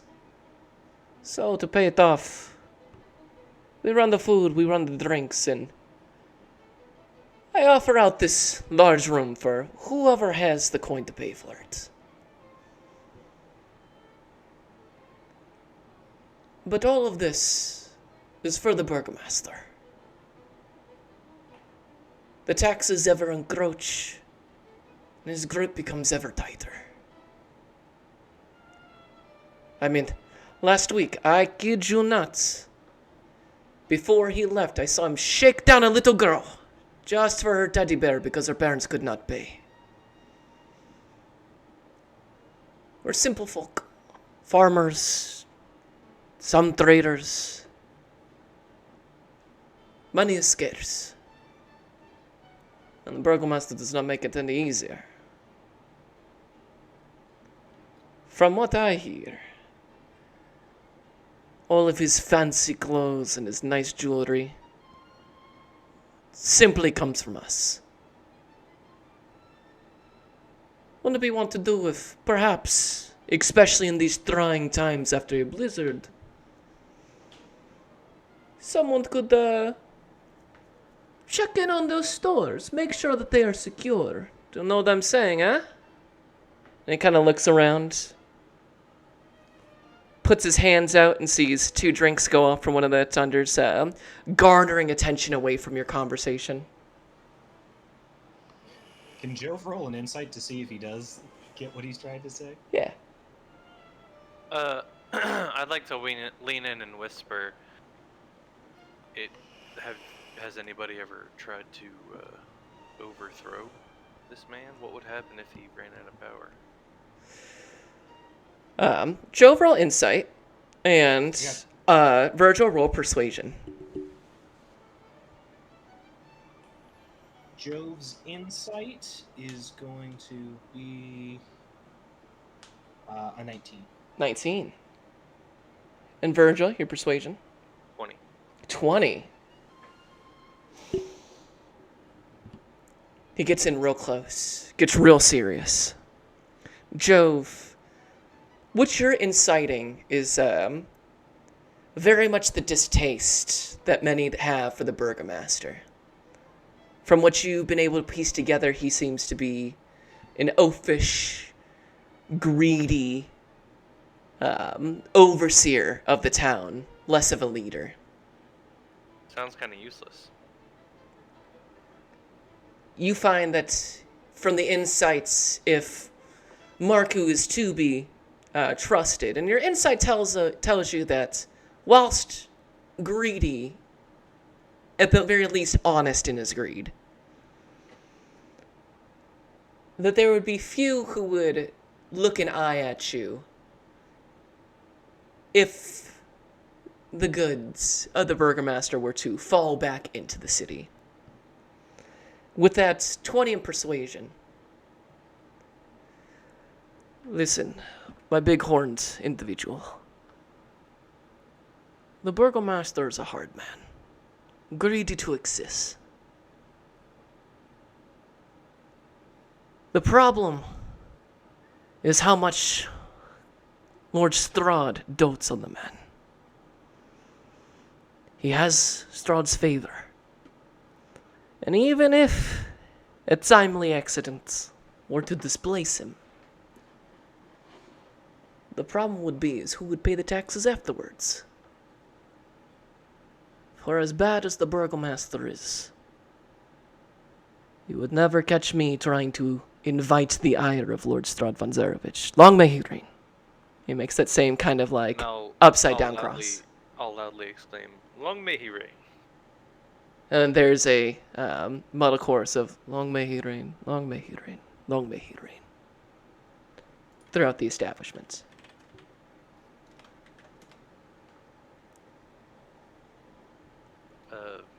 Very well. I can see the struggle, and certainly can't complain as you don't seem complacent, but at the same time it seems to be your best option.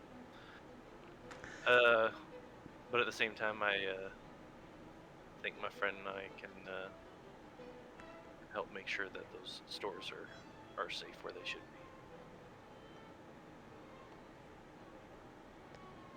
I think there would be a good many people who would feel mighty fine. To make sure, of course, that those wares are safe. As you're having this conversation, Jove, rather already hammered local, kind of leans into you. You know, I heard the goods, yeah, that my family's favorite necklace was in the eyes of midnight. We had to pay the Burgomaster with it.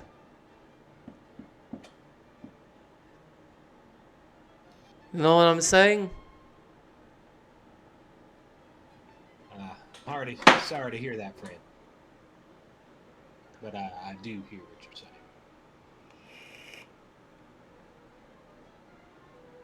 And he kind of sobs off and leans up against the other side and to another patron. Speaking of goods and stores, my family, their favorite heirloom, and begins to repeat the same sentence to the person to his right.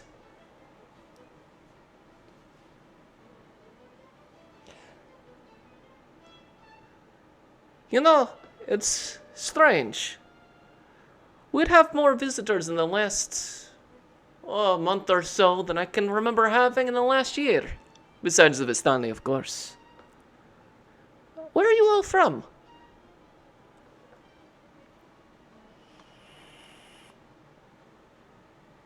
Have we seen any maps of where this place is and like what might be nearby? So far, no. Okay.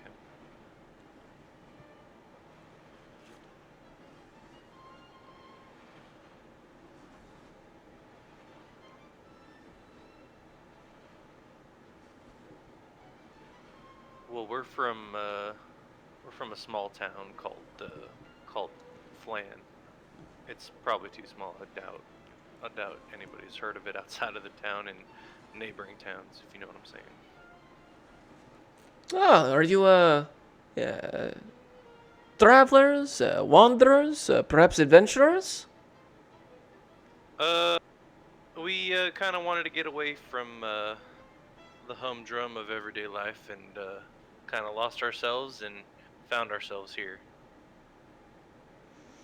Well, perhaps a curse to you, but a boon to us. Well, that's mighty kind of you to say, but we haven't totally proven ourselves to you yet. But I appreciate the vote of confidence. I see 2 golden ravens in my hand that I did not have before. I'll call that good fortune. Ha ha! It's a joke.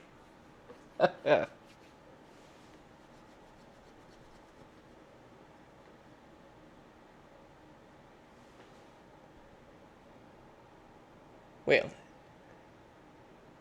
you all let me know if you come upon a stroke of good fortune. I'm always more than willing to increase the stocks here. However, it is mostly, goods and wares. If you want something strange or, if you're looking for maybe like a small music box or,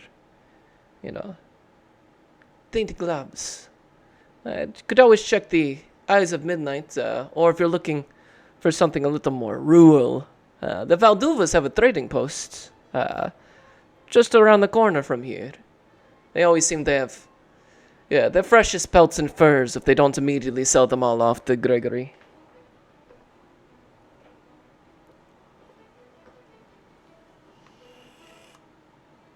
As far as that Eyes of Midnight, from what we were told by Gregory, it's kind of a lot of like odds and ends and knickknacks. I mean, what exactly do they specialize in, if anything? Oh, the odd bird lot? It's a little bit of this, a little bit of that.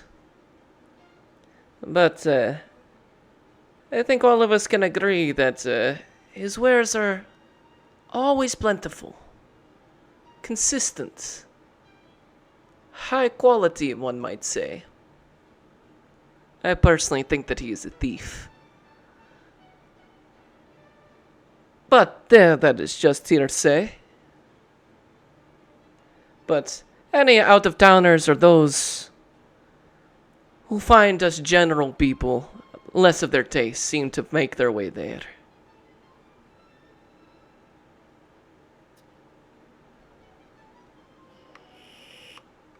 Well, who knows? Might even find something from back home when we visit there, right? If you were, you certainly would find it there.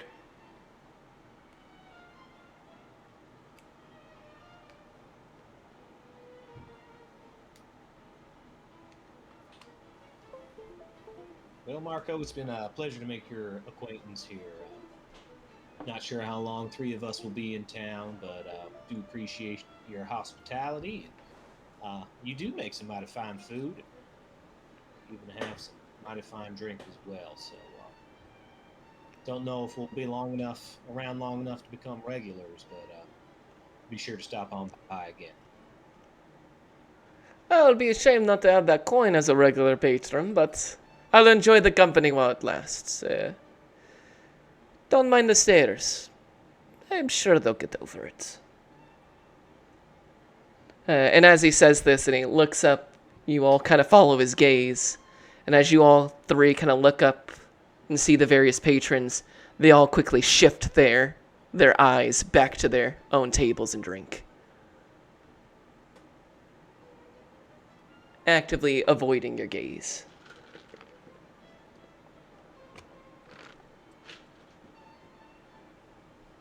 Well, gentlemen, shall we take off for the Eyes of Midnight, or does anybody else want to grab something else in the meantime? Actually, before you guys all get moving, everybody give me a Constitution saving throw on these drinks. Ooh, nat 20. 12. 10. 10. Jove and Virgil, this is some of the most sour, bitter, like, rye-style whiskey you've ever had. It's not particularly good. It's cold from just kind of the ambient temperature, so it's at least not, a flan summer room temperature where it's, a nice balmy 80 degrees.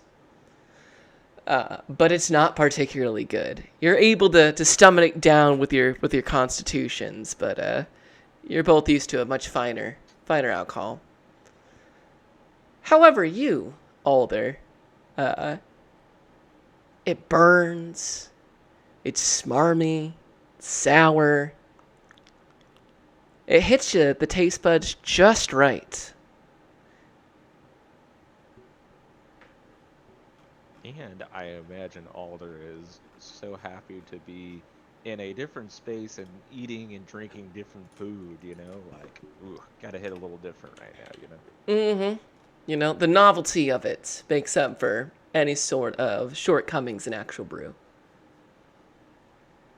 However, you all do find that it has almost a stickiness to it that sticks to the teeth. You can't help but scratch and almost like a thing of plaque off the teeth. It's got a syrupiness to it.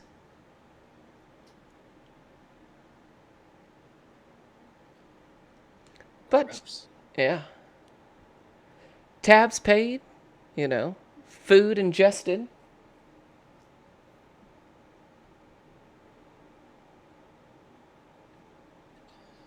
As they're making their way out, DM, what's like can Jove get like an average age? Like, is it just like all old people? Like, is there any kind of young, middle-aged people, or does everybody look kind of haggard and in their later years? You look around Jove and look at the faces, and many of them do seem well-aged. You would to guess that for humans, most of them are probably well into their late 30s to late 50s. You see a few people that have some of the telltale signs of youth. Patchy beards, awkward, gangly features of someone not quite into their adult weight. But many of them share the same kind of sullen, sunken appearance that even those that, have the signs of being youthful seem 10, 15 years older. Many of them lack any sort of colorful clothing. Their hair, even, the ones that have a, like, shock of blonde seem muted, disheveled.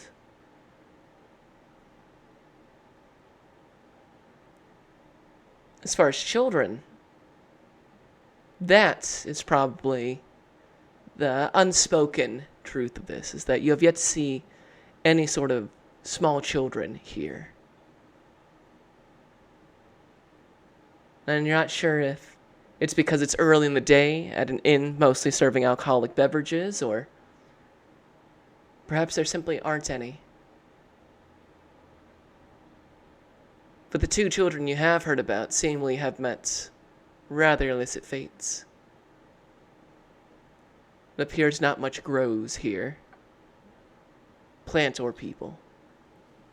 Jove is going to note that as they spend the rest of the day and kind of be on the lookout to see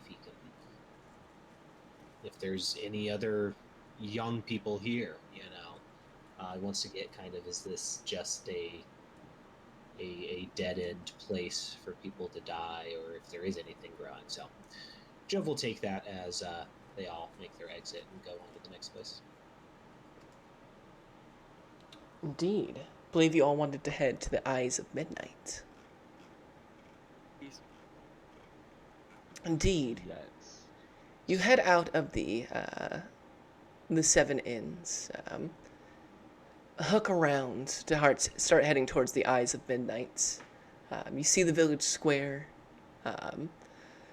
Having spent some time warming up, eating, drinking, and taking in the local gossip of the seven tables, you can see that much of the village square has been cleared out of its snow. You can see large piles where it's all been swept away.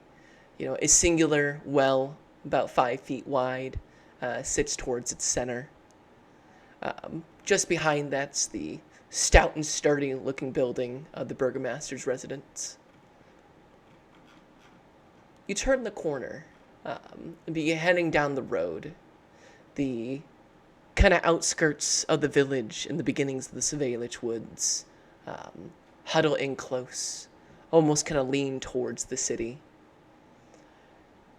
As you make your way down the road, you see a carved birch sign depicting a close-up of a raven's head, with pupils painted to look like the full moon hanging above a doorstep of a wooden shop. It reads, "The Eyes of Midnight, Baubles and Beyond."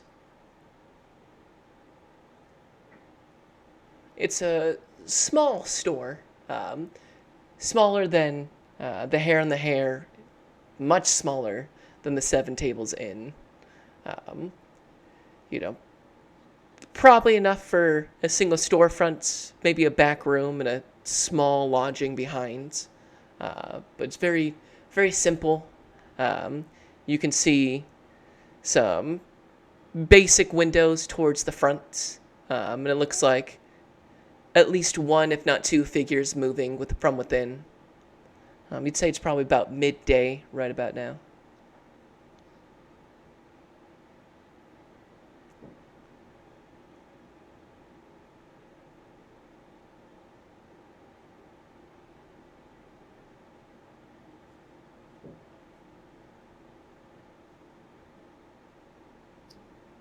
Sorry, we haven't entered yet, correct? You have not?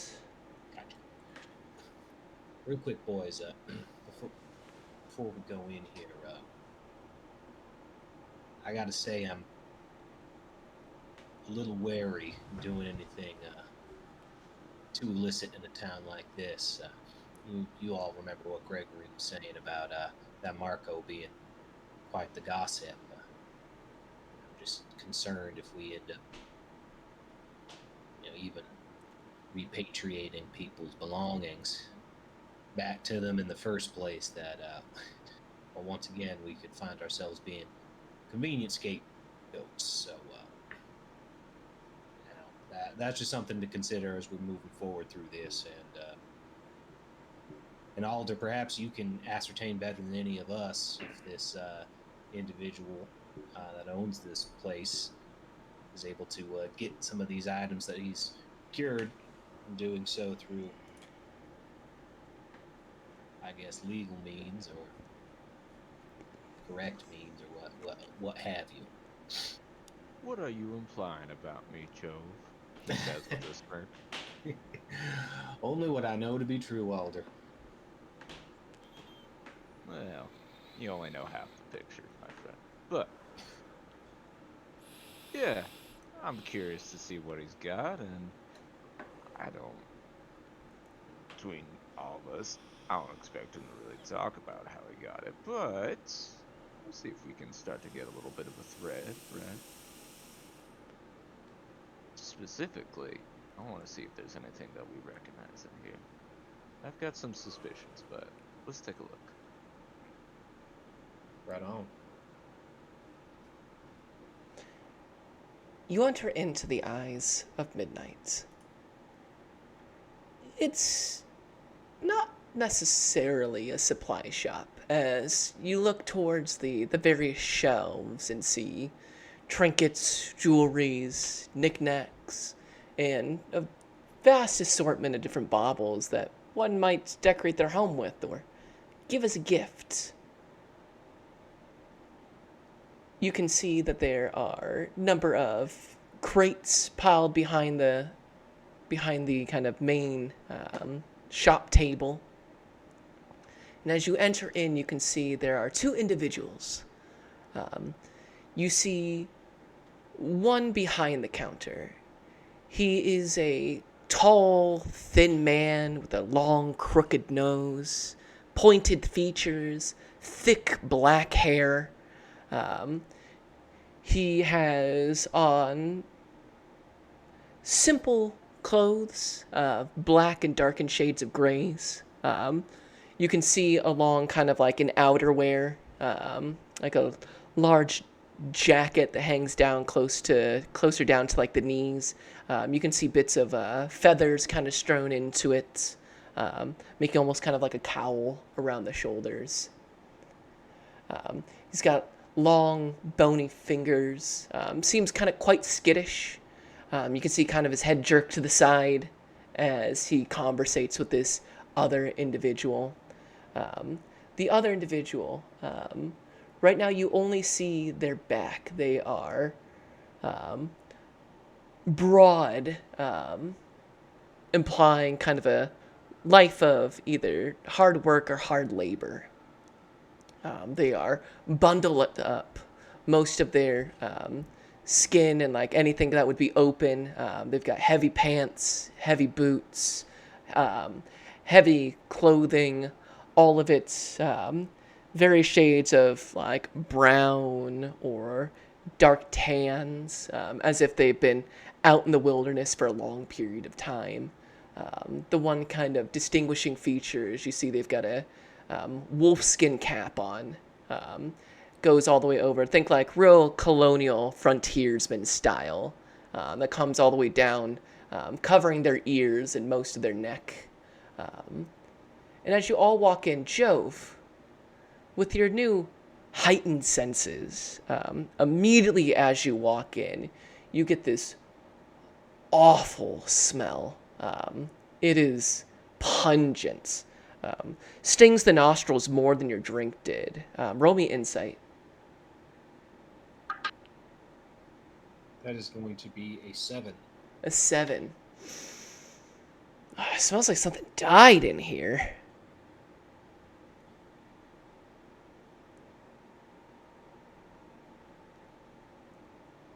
Looking forward. And he's not going to like really telegraph this, but if people have the passive kind of perception to see this, I think as he's still getting used to his new senses like that, he is going to kind of bring his hand to his nose instinctually and try to kind of like rub it off as he's like just fussing with his beard. But like if somebody was looking at Joe's face as they got into this building, he was hit like a wave. I'll say, Virgil, with your new increased passive perception, you immediately see Joe kind of go a little green around the gills and cover his mouth. Not unlike Edward Cullen in the first Twilight film. So he's aroused. Oh no.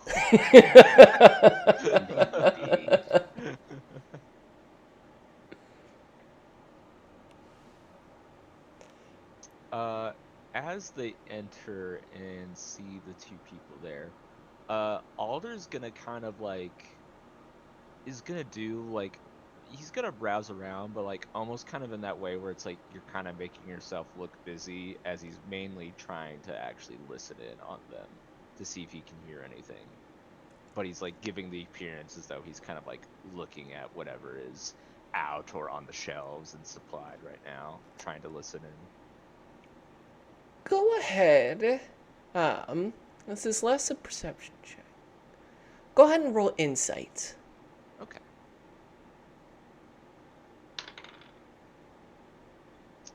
That's an 11. An 11.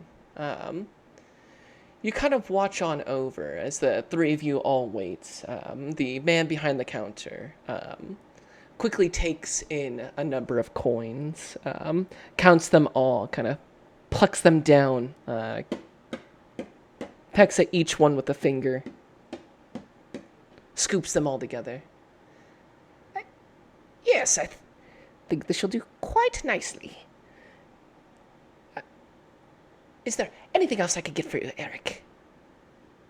And you see the other individual takes what looks to be a powder box of sorts, along with a small knife, some thick thread, what looks to be some vials of spices and dyes, and scoops them all into a bundle and ties it off, kind of puts it over like vagabond style on his equipment.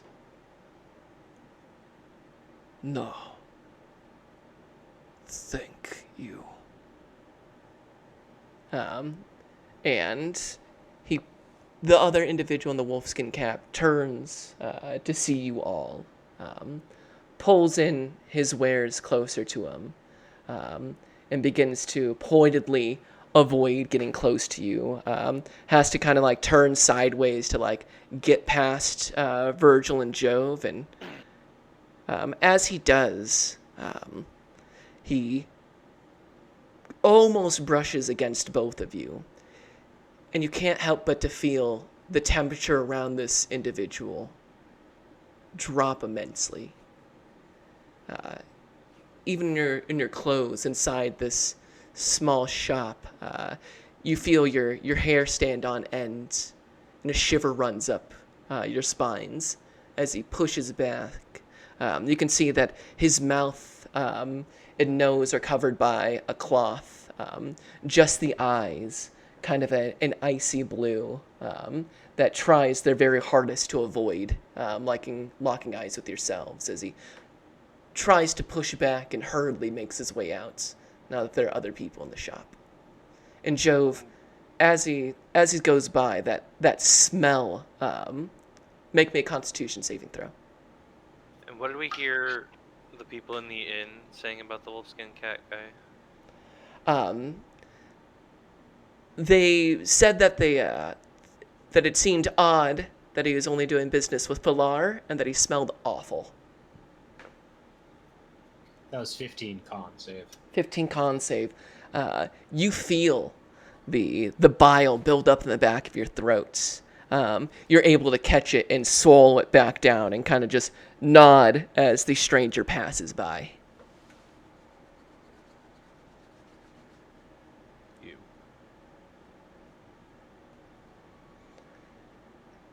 Hello, yes. Sorry about the wait. May I be of assistance? As the individual speaks from behind the table.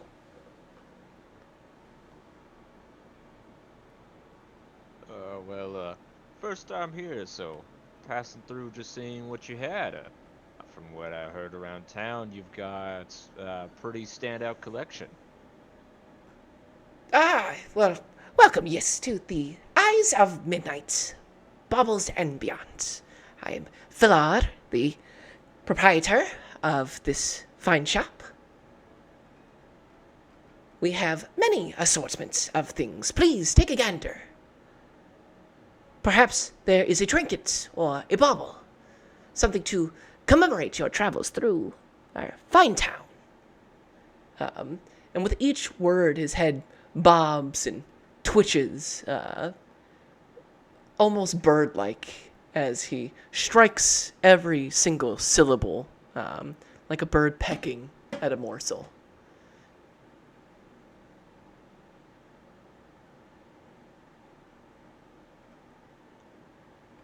And Jove would kind of take a cursory glance over the wares and would be keeping an eye out for anything that looks like it has like a family crest or anything that might fit that heirloom description that he heard the drunk man rambling on about. It's kind of curious to see if that's up for sale for any reason. Go ahead and roll me Or anything like investigation. it. Investigation. That is going to be in just a 10. Just a 10. You find all manners of basic rings and necklaces. None of it looks to be of like exceptional quality here. You do see that in a display case there is, two things that your kind of traveled eye notices, like a golden locket on display painted with a portrait of a beautiful red-haired woman with moon-pale skin. Another, a copper chalice with a silvered rim. And the vast majority of it, though, is basically useless. You find, you know, dainty gloves, a pair of wooden shoes, a, you know, a lyre with only 2 strings on it. All just real odd assortment of stuff that you can't help but to agree with the townsfolk that it's all just a little too nice for an odd shop. It's all a little too abundant. Just everything else you've seen in the village, like some of the stuff here actually has color to it. Like the red hair on that locket actually has some color to it compared to the rest of the area.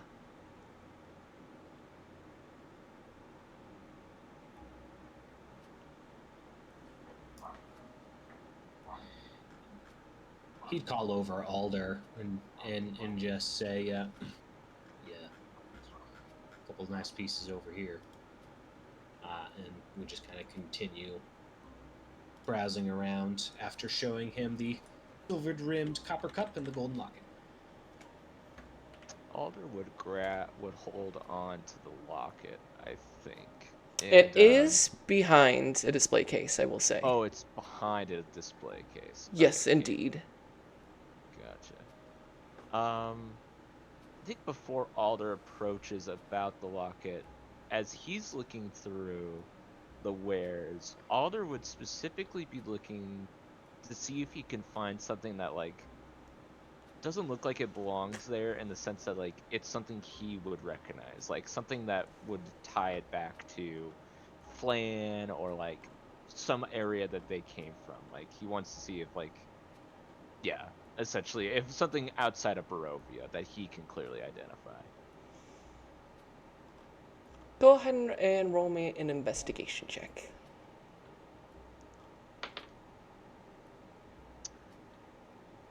I'm gonna change that with my portent to my 14. 14. Looking through the kind of various knickknacks and baubles, it's not that you find something belonging to your home or to that area. It's that you find nothing attached to it. None of this bears any marks to where you're from. The styles of everything here seem different, foreign to you. None of it feels familiar.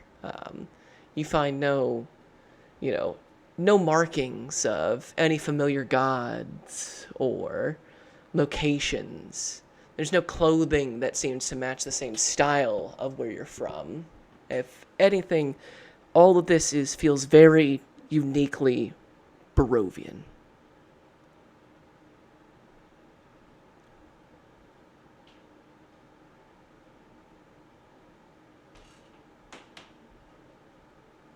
Is there something perhaps you are all looking for that I could be of assistance?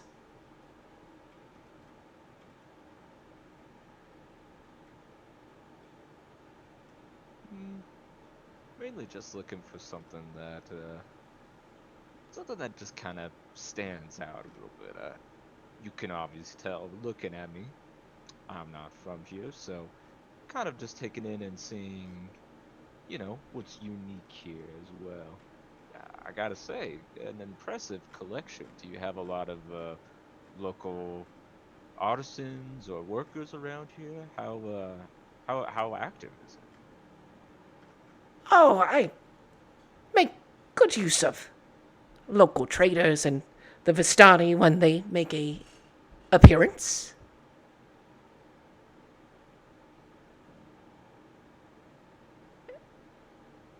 And Vistani, are they the traders then, or? group of nomadic people usually come when the weather is better. Oh, interesting. Are you expecting them to come in then soon?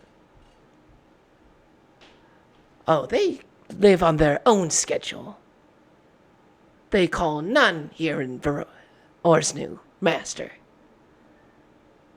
His head kind of cocks to the side, gives you this kind of inquisitive look, almost kind of perplexed by your question,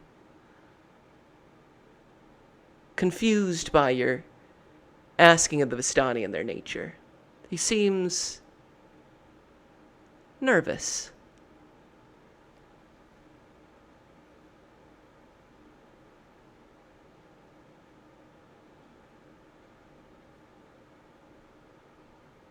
Well, I mean you no trouble with that. You see, new here, but I've done just a little bit of work, and I had heard somebody mention the Vistani with one of the locals, so just was a curiosity on that one if I was gonna come up across any work with them. Ah, yes, not from here. Ah, that explains. Of course, of course. Kind of hard to hide it with myself, as he points to his skin. Oh, That I. said, Never mind. Go for it, Alder. this piece right here behind the glass, as he points to the locket, what what is that? Could I possibly take a look at this? Ah, yes, a fine bit of jewelry. Of course. And he opens up the display and hands over the locket. Alder will like open it up and inspect it, see what it's made of, or if there's any photographs or anything that stands out about it. Yeah, you take a look at the locket. It is made of gold. It is quite beautiful, actually. And I should explain that inside is the painted portrait of a beautiful red-haired woman. That's my mistake on that one. Inside, it's beautiful red-haired woman. It is well maintained, well kept. Seemingly, definitely shows some signs of age, as if not a freshly made heirloom by any means. Besides that, just seems like a very well kept locket.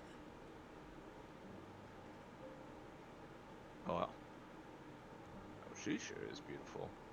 I'm just curious, is this anyone from around here? Anyone famous? Or I don't know. He stutters for a moment before saying he's not entirely sure. And he kind of preens at his neck and scratches at it.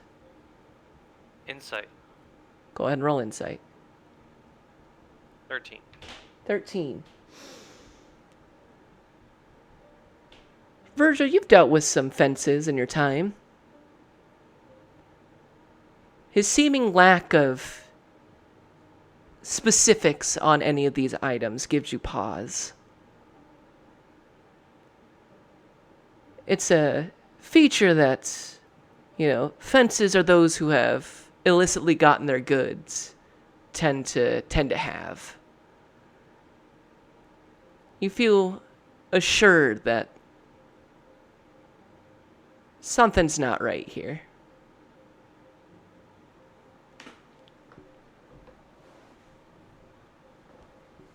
And that's all I'll say with a 13.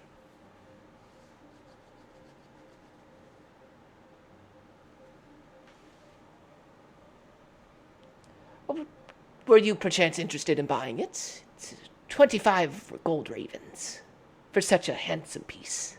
Ah, 25 gold ravens. Wow. That is a good amount.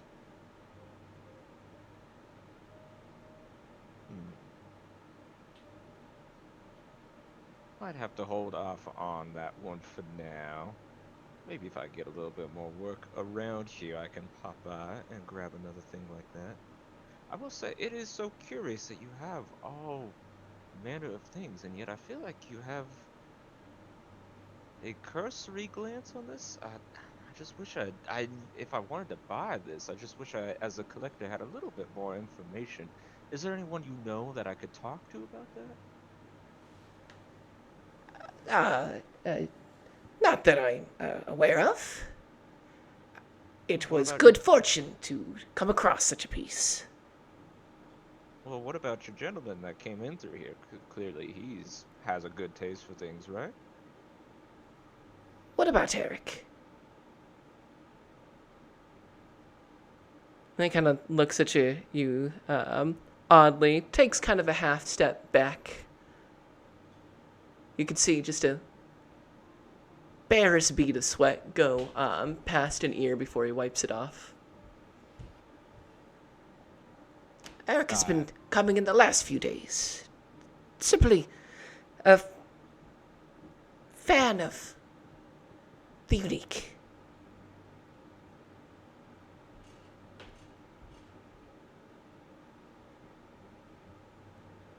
I'll walk up now and kind of put my hand on the counter and lean in really close and try and intimidate him. It's like, why are you the only one that he deals with?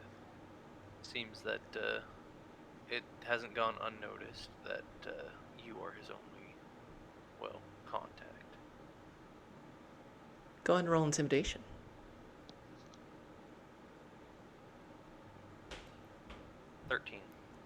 13. Let's roll that against his insights. What to use for Falar? Yeah, the yellow. Oh, no. Ah!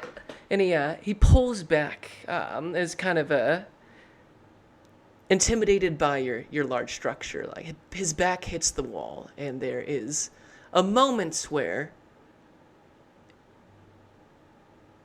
everybody roll me perception. Maybe this time I'll roll above 10. I didn't. The dirty 20 from Jove.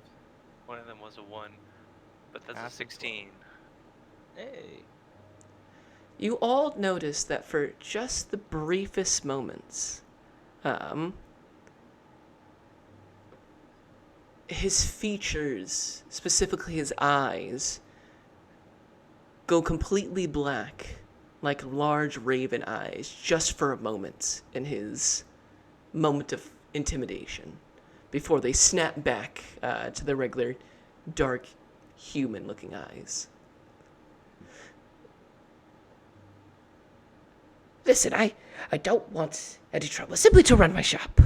Eric began coming during the middle of the blizzard.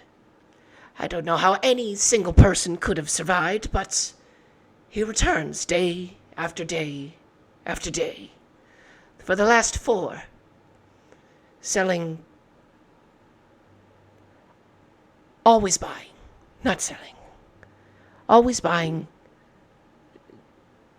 a bit of everything. It's as if he is searching for something, and it was only today that he actually left without growling.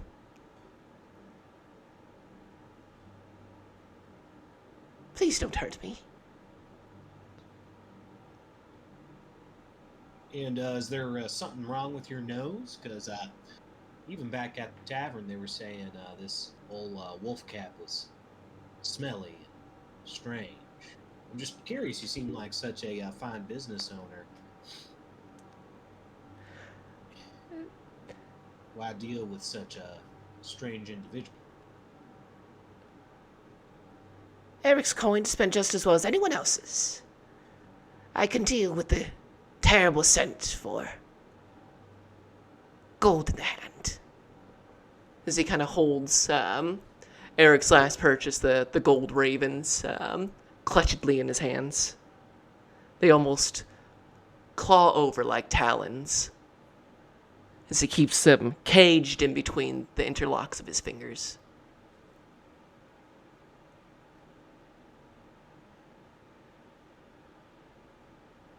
you have other buyers? Of course. People all over the village come for what they cannot find. Things no one else has. Well, just looking around, it doesn't really seem like the type of stuff that people here are necessarily worried about. And kind of his eyes look to the three of you. And kind of back. And his fear gives way to curiosity. Why are three strangers so concerned with my shop and who I sell to? Seems to me that it is far more peculiar for you three to be here than for me. Well, scuttlebutt around town is, there might be an artifact from Lord Strahd himself floating around town. If that was true, where else what might end up, if not a place such as this?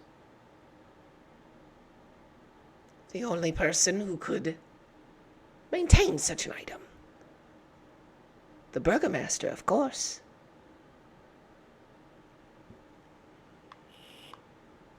The burgomaster that's not here right now?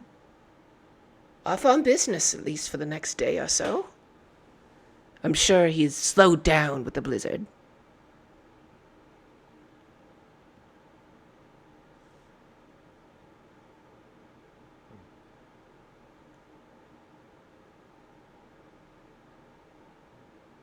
Well, to be honest, this is all strange. And we're just trying to do what we can to help those who have helped us so far. So, to answer your question, that's why we're asking.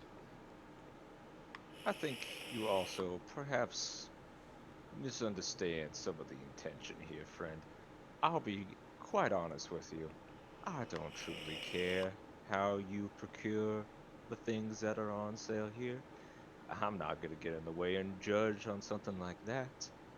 All I want is information. That's really it.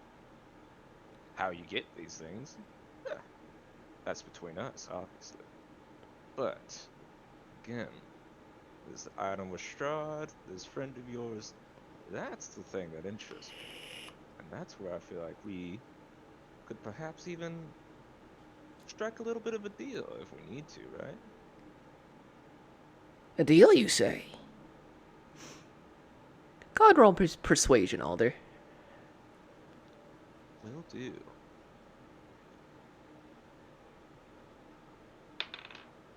That's a 10. 10. What kind of deal? Well, he is certainly nervous. Your words, at the very least, have given you the opportunity to make a deal. Why not a bit of an arrangement? I will say, we naturally have our own work that we are going to be doing while we are around here. And in my line of work, sometimes I'm study, sometimes I investigate, sometimes we come across things that have been discarded or stand out, especially. I'm just saying, if I come across such a things, perhaps we could help one another. I exchange that, and you give a newcomer a little bit of insight and a little bit of information here and there. I think that's more than a good arrangement, don't you think? His eyes open. He looks at you curiously, gets the full measure of yourself, and while he is rather thin, he is not quite as tall as Virgil, but the tallest individual in this town that you've seen so far, as his head kind of becks forward and leans down, almost like a raptor, and kind of leans over you. And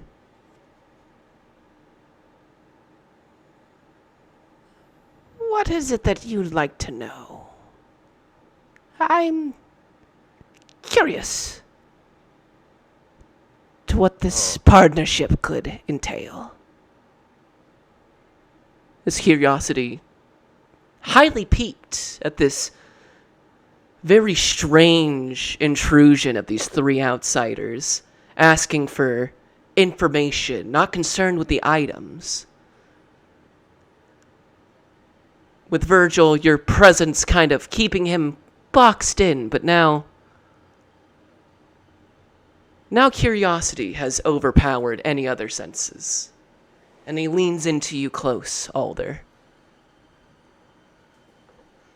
Well, the basic things will always be helpful. Lays of the land, people and places to know, maps, any of that information, but as for the extra stuff, I'm sure that many people hear many sorts of things that go on around here. And I'm sure that, while strange, sometimes odd people come in now and again. Any information on that or encounters you've had with that would be especially useful for someone like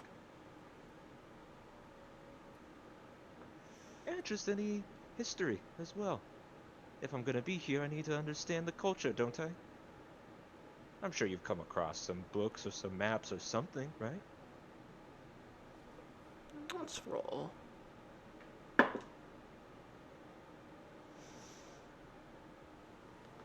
Maps, you say?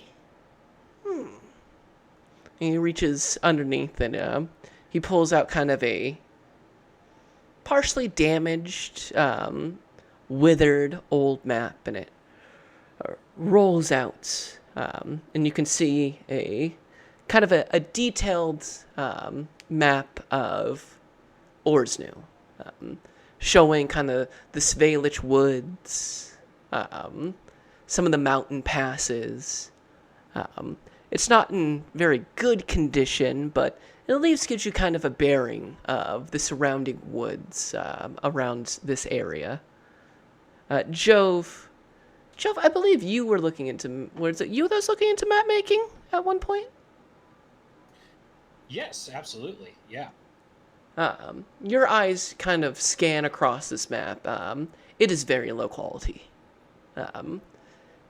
Helpful enough to guide you would have maybe perhaps made finding your way back to the village easier.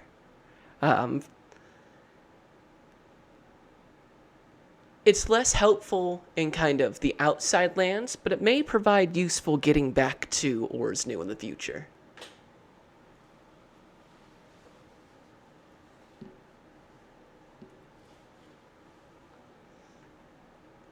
Jove will even kind of share that and just say, yeah, well, this would have been helpful the other night. Might have saved your ass from getting so cold there, Alder. And let's hope that it does well for us in the future. But I think this could be a good arrangement, don't you think, friend? I mean, sure, we could buy stuff here and again, but if I come across, or we come across something that would be especially great for a collection of artifacts, such as the ones that you have here, then, well, I think we can get juicier and juicier information. Don't you think? So eyes kind of perk up. Yes. Yes, a deal would be quite nice. Always to add more to the store. The map. What will you give me for it?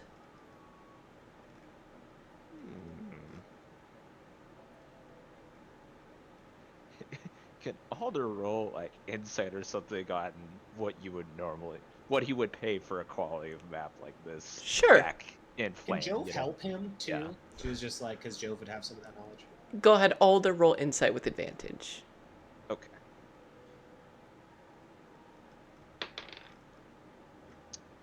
Oh, nice.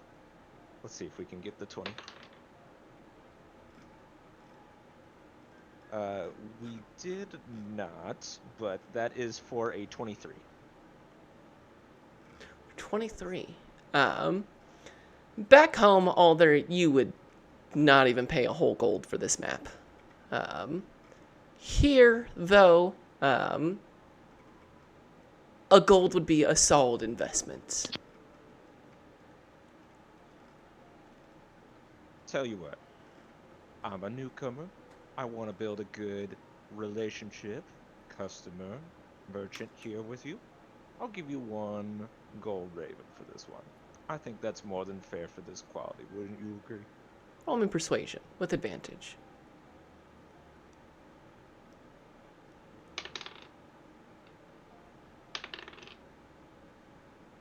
That is for a 14. 14. You pull out the gold. His hand darts forward and snatches the gold raven from your hands, and he pushes over the map to you. It is a map detailing, of course, the entirety of the village of Orsno, and a couple of other structures in the near vicinity. You can see an area that's marked off as the... Oh, which estate is that? What's the last name on that one? I have this here tucked away.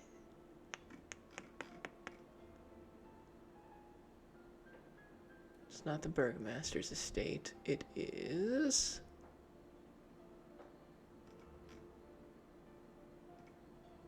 No, not the Grelin family. That's who owns the Seven Inns. Oh. The Felinescu family. Which you'll remember is the last name of Glovia's, Alvina's one friend in the village.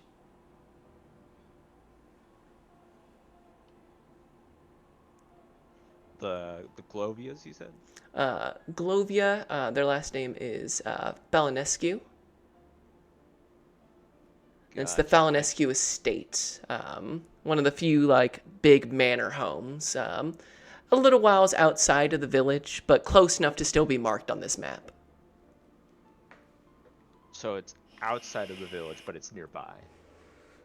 Yeah, close enough to where you'd have to make a journey there, but not so far away that it's not marked on a map. Okay. Well, I appreciate the business, friend. And then, one last question, if you don't mind. Your friend, Eric, well, we're somewhat of co-workers in a sense, I feel now. What time does he usually come back around? I would love to chat with him and get an idea of how he goes about grabbing things. Maybe I could help him out a little bit here and there. It returns back once a day, every day at about midday. I believe he does tend to spend his time near the Valduva trading post.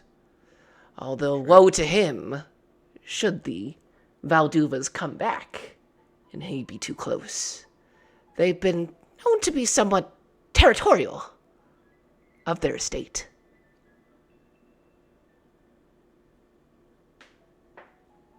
Interesting.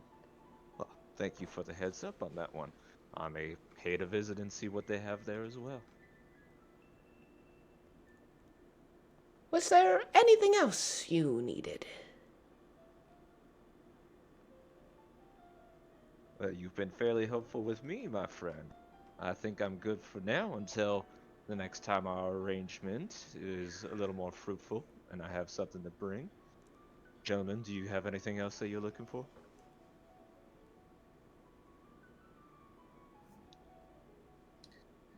No, I'm just fine.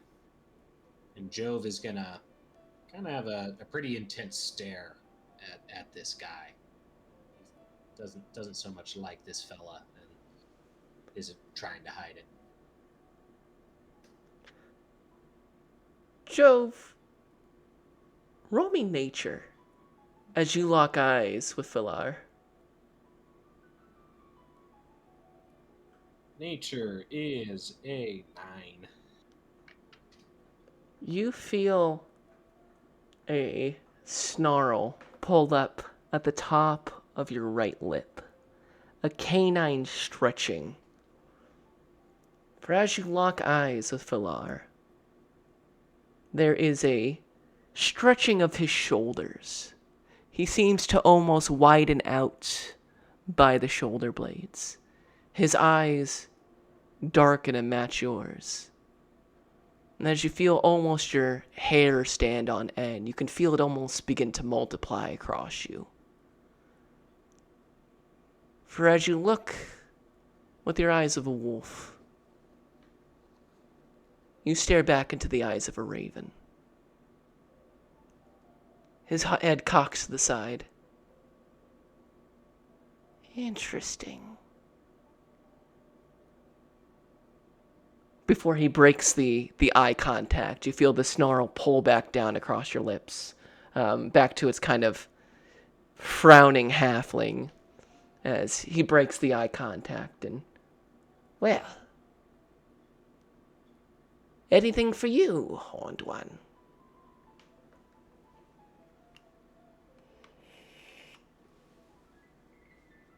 No. Well, if you ever find interesting baubles, or perhaps are looking for a gift of both item or knowledge, feel free to return back to the Eyes of Midnight. I am always happy in the company of golden ravens. As the coins he has now intaken for the day clatter around in his hands. I'm sure we'll be doing some business again soon. Thank you for your time. And unless there's anything else someone needs, I guess Alder will head out. As you head out, you can hear kind of the crooning as he stacks and counts the golden ravens, seemingly pleased with this interaction.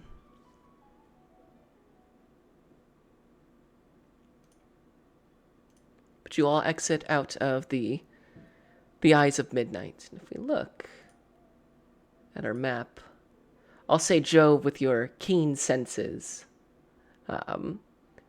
certainly smell that heading away from the village towards the southwest, that same disgusting smell leading towards that direction. And Jove will really kind of give a good sniff. You know, he's really in taking some air, not being sneaky about this, I should say. So Virgil and Alder, you see him kind of taking a couple of deep whiffs in, and he'll kind of gesture with his head and point and say, well, wherever that wolfskin cap fella is going, I think it's that way. His rotten stenches. I can smell it all the way from here. If we want to see what he's up to and keep an eye on him, that's an option. But so long as we're keeping eyes on people, that Phylar fella, Alder, I trust your lead, and I see the angles you're working, but man, I can't stand that guy. What's your impression of him then, Jove? He seems deceitful, and frankly, I think he's, I don't know, getting these town folks goods and selling them back, and I don't know, whatever he's up to, it doesn't seem to be any good. Whether or not that helps us as individuals, well, hey, what helps us right now. Doesn't mean I gotta like him, but I don't know. You all saw his eyes, right? It's like they, well, hell, it was like it said right on the name of his shop. It's like Eyes of Midnight. Yeah. Yes. He's an odd one for sure, and let me tell you, if he's trying to be discreet about these things, he's doing a piss poor job at that one. But he can still be useful. Again, I at the very least am looking for some information, and well, if he's a string to pull, If that's what we need sometimes to find out what we need to, then it's good to keep the option open. And for the record, Jove, if you don't trust him, that's good. You should have that weariness about you, my friend, with someone like him. Better that you suspect him before he suspects something of you first, right? Yeah, I suppose there's wisdom in that. It's just playing the game, friend. You get used to it. Well, we know where he is, but I don't think there's any guarantee that we will pick up on our other friend's stench. So if we're gonna try and pick something to do, I would put my vote in on following that stench that you got a track on there. We can do that. That said, we do also know where he's gonna be each day. We can come tomorrow if we figure that we want to investigate something else. But Yeah, but word travels fast in a small town, so I'm sure True. our friend that we have made contact with might find some way to warn him of inquisitive thoughts. mm, true. Yeah, I think I'm with Virgil on this one. It might be best just to sniff it out while we can. Very well then. Let's go pay our new friend a visit, why don't we? And we follow the nose. You follow the nose down the road, away from the bulk of the village of Orsnu, towards its outskirts. The stench grows ever stronger, Jove, until you see a simple rectangular home, which was likely never pristine and shows definite signs of neglect. The birch boards used for its construction have begun to rot and are broken in many places. A skinny rat scurries between the loose boards, and many bats seem to have taken up residence in the nearby trees. The darkness of the day and the ever present shadows provided them plentiful darkness to sleep. The windows of this ramshackle homes are shuttered and hastily boarded up with driftwood and iron nails. The building looks barren, broken, as if it has not been in use for quite some time. However, go ahead and everyone roll me perception. This is going to be sight-based.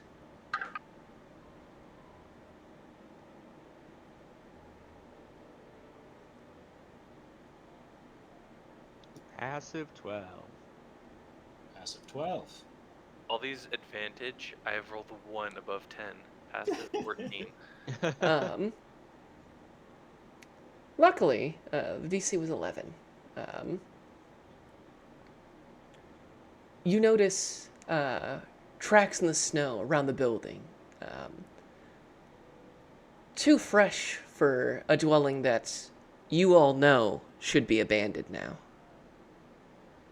In addition to the foot traffic, you can see on the door jagged claw marks near the windows as well. There's something brutishly opened up and closed these at different points of time.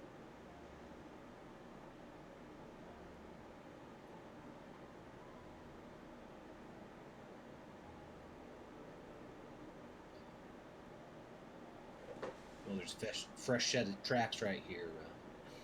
We're gonna find our fella. Those might take us to him.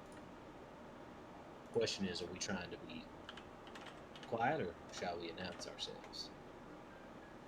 We could do half and half. That's a good idea. I'll be happy to make my way and call out to him.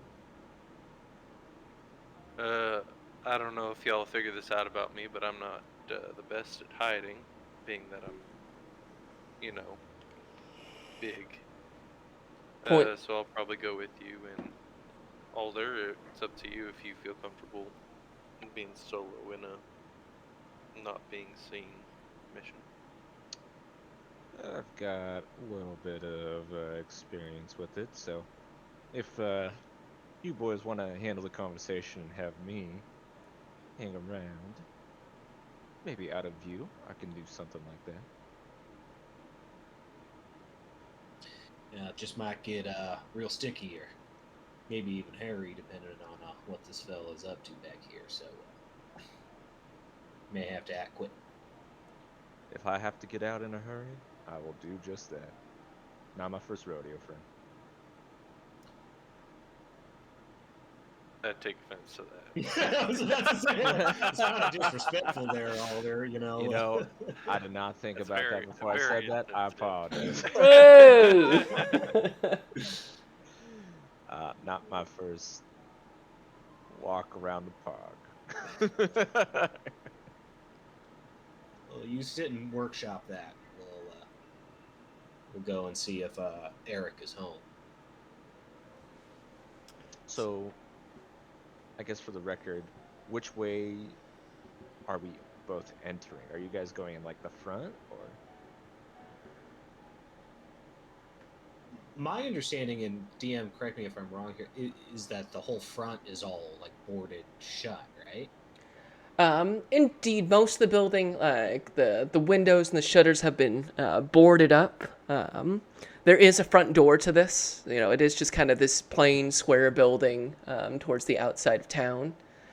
So there is a front to it that you can approach, as well as a back side, though it doesn't appear as if there's like a back door or anything. It seems very basic, single room store. And those tracks, though, they went around to a. Did they go around the building, or are they continuing to go off into the forest? Um, into the building and out towards the forest. Do we have any form of detect magic?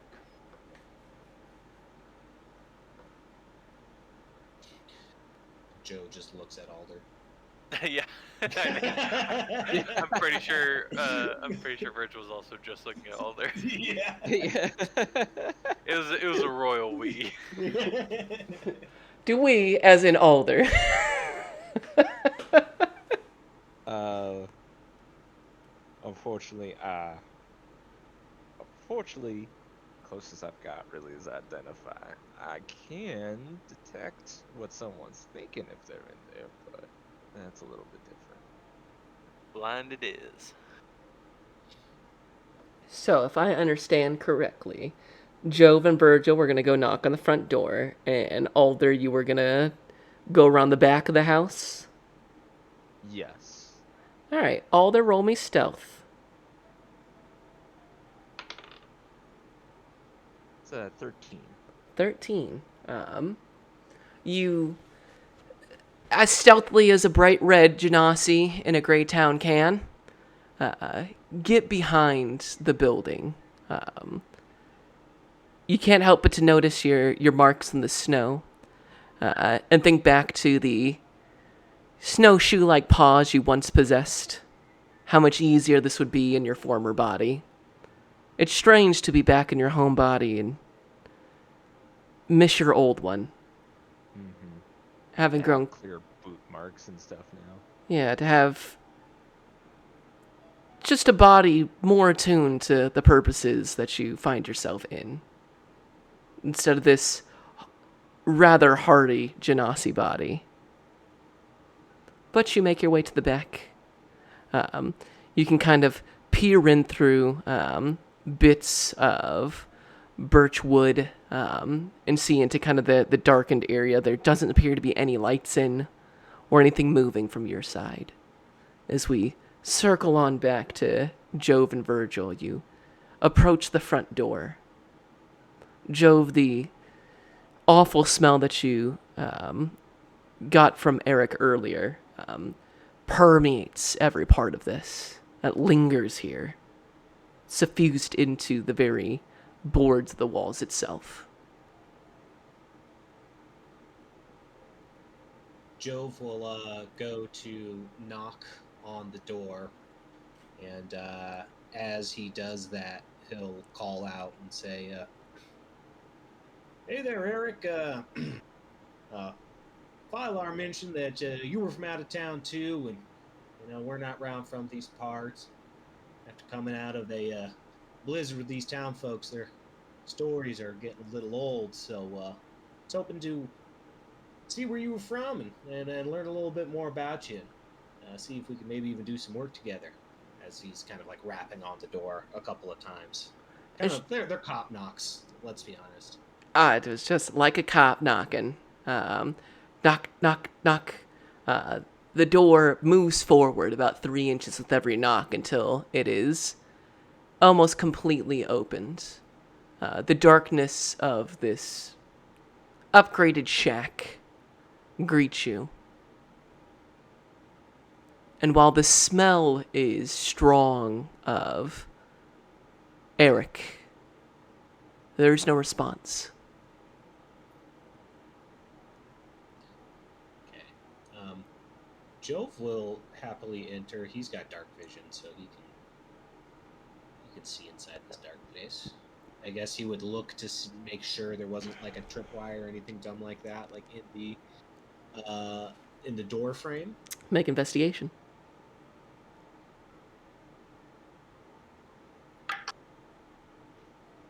Yeah, that's a 16. You look at the doorway and kind of the surrounding area, and it is free of traps. Huzzah. Yeah, so I guess you will push forward through the door and enter the building. As you look inside, you can see that the inside is in just as much of a state of disrepair as the outside. There are some old, decaying bits of furniture, long since used, like area for a fire, some cooking utensils that seem to have not been moved for a season. If anything, it doesn't look like anyone's lived in here for quite some time. Much less the last couple days. Is there anything like a cellar or anything like that? Another floor? Make me another investigation check. Ooh, that's a nat 20. You see that the walls and the floors here are deeply scored with claw marks, and muddy humanoid handprints can be identified. You also find some concerning elements. A lock of light brown hair, curly, a woman's wedding ring, tiny flakes of what appear to be either severe dandruff or rotting, sloughed off flesh. And you also see what appears to be a small parchment that has been torn into a number of small pieces. However, you think that with a little bit of time, you might be able to put the pieces back together to see what it said.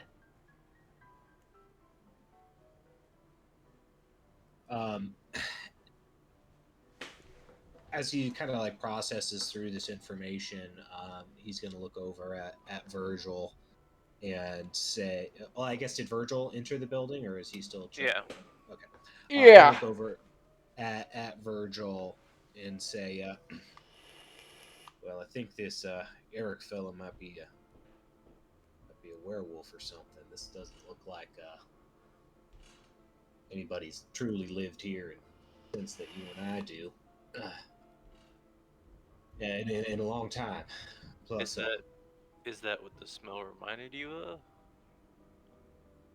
nah, just taking it all in. Smell of death, sloughed off skin. You see all these claw marks around. Yeah. There's even hair here. Though it looks like somebody's being locked in here. Where's the scent now? Are we done following it? Is it all just culminating here, or? That's a good question. Well, DM, what does he feel as far as the scent? Is it just overpowering here and kind of blasting out his nose? A lot of it is very concentrated here, as if whatever's making that smell has spent the most amount of time here. So just about every corner of this place reeks, but especially like the odd elements that you found, the hair, the ring, the skin, and the letter, smell most strongly of it. Like entering a teenage boy's room. Like just that, oh. You're just like, Nice. fuck, is that you? No, it's everything you have. Buddy, I've washed the sheets, I've vacuumed in here, it still smells awful. What have you fucking done in this room? It's a lot like that. Jove collecting the items besides the skin leavings. Well, we'll look back at Virgil and say, "Nah, I think it's more of, I don't know, almost like a territorial scent. It's concentrated here because it's been a long time, but obviously, I don't see him here. Maybe we pop out through the back and see if Alder's seen anything behind the house." Yeah, I don't want to get lost in the weeds and distracted by stuff that we find in here before we know whether or not he's around. Right on. So, Jove, you collect the ring, the hair. Did you grab any of the parchment? I did, yes. Ring, So- hair, everything but the skin. Everything but the skin. Gotcha. You all exit out, and Alder, you see your party exit the building as you kind of poke your head around. Yeah, can Alder, from the back, can he see, like, into anything, or does it look like there's any, like, any non-discreet way he could get into the building, right? Go ahead and make an investigation check.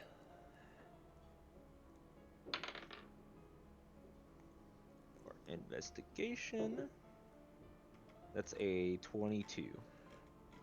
22. You don't see any sort of like back passages or like secret concealed cellars or anything like that. You feel supremely confident that there's only one way in and one way out of here. And with your Genasi dark vision returned to you, your red vision, if you will, allows you to peer into the gaps of this building. You're able to see Jove kind of scrounge around and pick up the various items, but you don't see any hidden areas or extra passageways. Okay.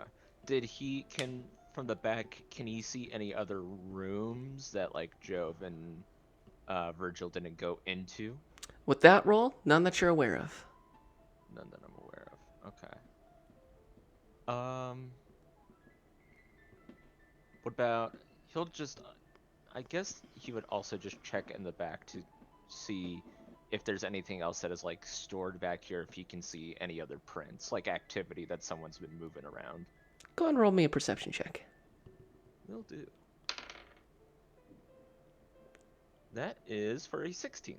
16. You can see like a store of, over frozen logs in the back. The remains of probably where they've like prepped some animals in the past. The clear signs of some old, like drying racks to hang out some of the furs. So stuff that you would associate with those more naturally inclined things that trappers would want. An assortment of tools that are half frozen into the ground. You see the same kind of lumbering tracks that you saw in the front of here. But besides that, seems rather abandoned.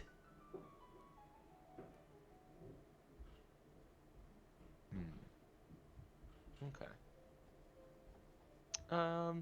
I guess if he's not aware of anything extra in there. You feel very confident that you've seen just about all this has to offer. Yeah. With that, then he'll head back around and go to meet up with his friends, his companions. You all reunite outside of Valduva's trading post.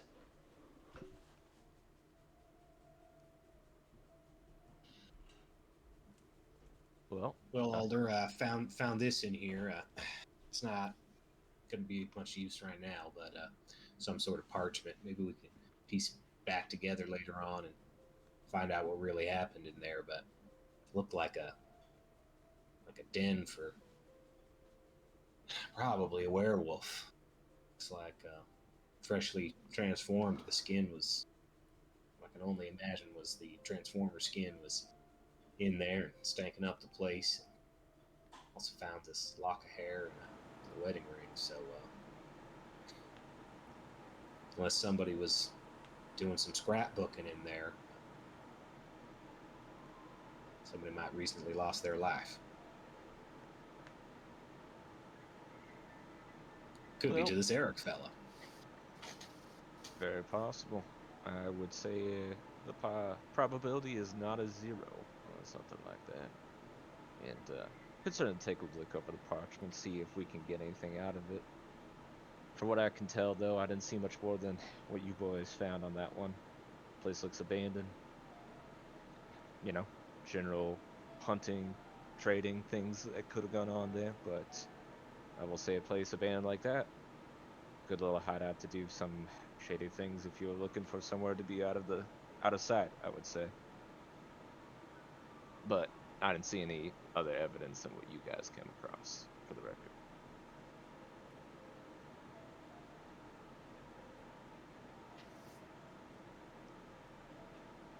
And Dom, just so I'm 100% sure here, were you saying at the very beginning there's a set of footprints that goes up to the hut, and there's also a set of footprints that goes out into the forest? Indeed. Okay. Can Jove look at that second set that's going out into the forest and try and kind of use his super sniffer and see if he's catching a waft of nastiness heading out further into the forest? No roll required, you do. He'll look back over to Virgil and Alder and say, well, there is a live trail here. If we wanted to try and follow this guy out into the forest. If we're going to have a problem with somebody, it might be best to be doing it out there rather than in town anyways, but, I don't want to be running down wild goose chases unless you all are on board as well. In my eyes, all we've got right now is wild goose chases. You know what? Yeah, it is better than going sitting back in Gregory's place. So, The way I see it, a wild goose chase implies that you could be doing something else, and I don't know about you, but I don't really know how to just go home and give up. Don't really have a home to go home to. true words, Virgil. Well, all right, Alder, if you're on board too, make sure your coat's on tight. Going back out in that forest. Well, as long as we're not out there for days on end again. And Jove will take on the trail.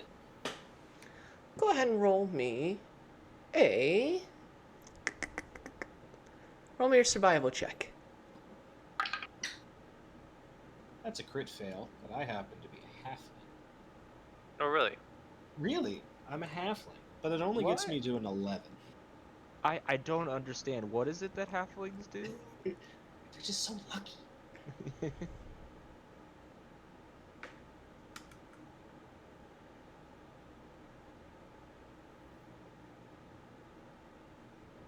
What was the roll after the crit fail?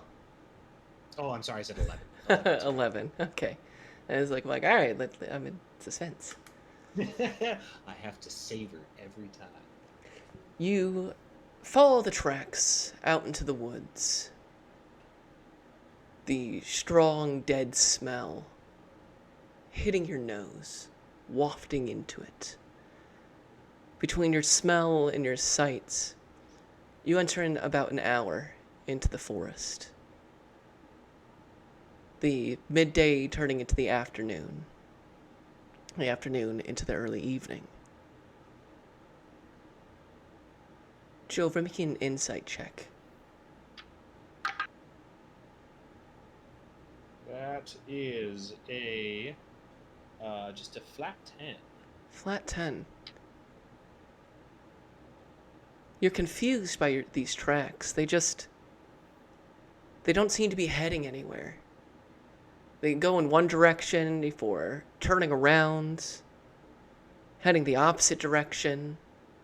For every 10 or so feet you move forward in one direction, you almost cut back and head back another, constantly listing and twisting through the forest. Time goes by. The smell strengthens and lingers. No, there's not a snowstorm. The wind still carries with it that same kind of howl. You move farther and farther into the woods. The fog becomes thicker and thicker.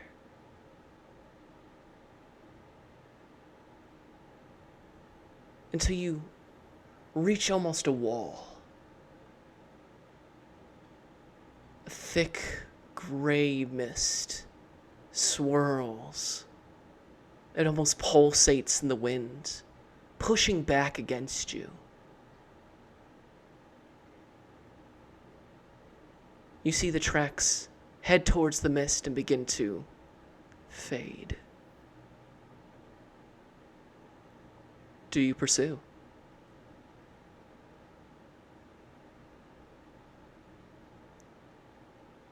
Follow the nose.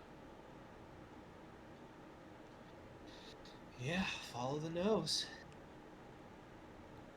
You all push into these thick gray mists. They feel too solid. Instead of the cold chill that you're used to walking into mist of this sort, it feels heavy. It sticks to you. It feels suffocating as you push past. Your visibility drops. You have to put a hand on each other for fear of losing one another in this heavy mists. Whispers begin to fill your ears.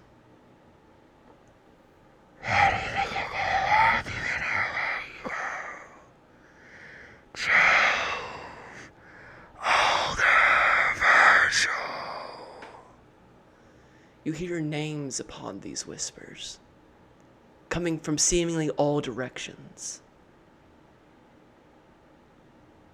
And then laughter. The whole mists reverberate with this laughter. And as you push through, you feel the mist stretch before snapping, and you exit. The day has grown dark. The sun has fully set. As your eyes adjust, you see the Valduva trading post. The same angle of which you'd hit the forest, right back in front of you.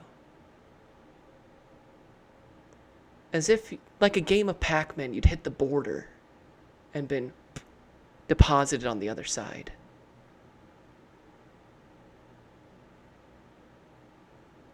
Jove, you feel confusion, anxiety build up within you. You may not know these woods well, but you know that you had been leaving at like a southwestern direction. That had you even got turned back around and gone the wide way about, that there's no way you could have returned to the same exact place you'd left.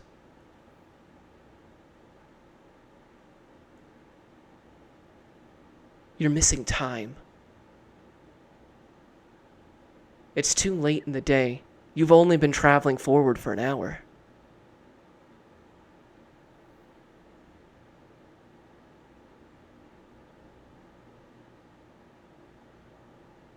Not quite sure what's going on, fellas, but I don't think we should be walking out here much longer tonight. Because I guess it's night now. Let's kind of look up into the sky. Joe, you see a slightly larger than half full moon. It meets your eyes.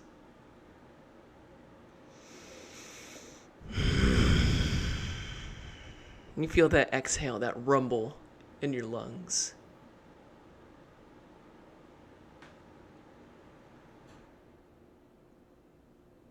Pull your head away. Blink for a second. And feel that rumbling stop as you stop staring at the moon.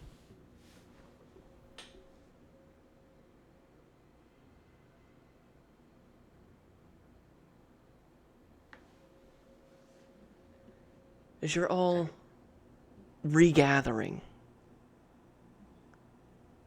there's a sound of a twig snapping behind you.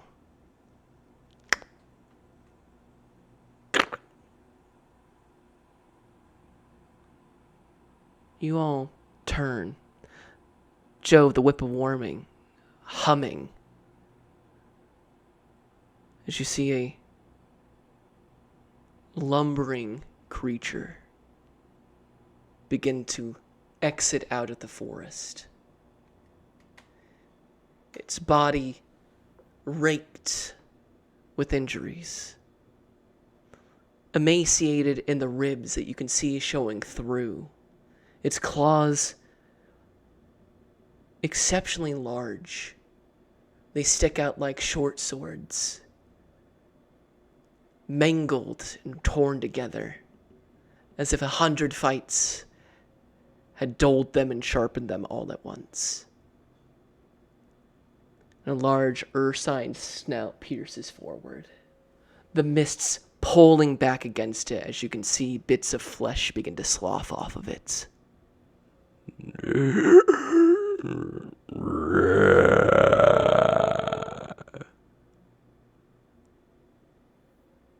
Need everybody to roll initiative.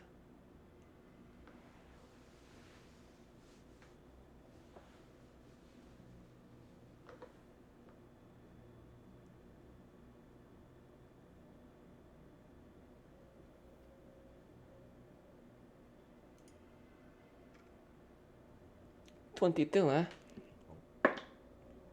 Okay. Got 14. that nat 20.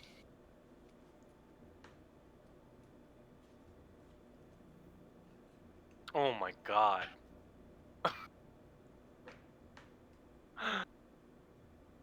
Oh my goodness. Remember how I have advantage on initiative? Yeah? Jesus. man. Wow!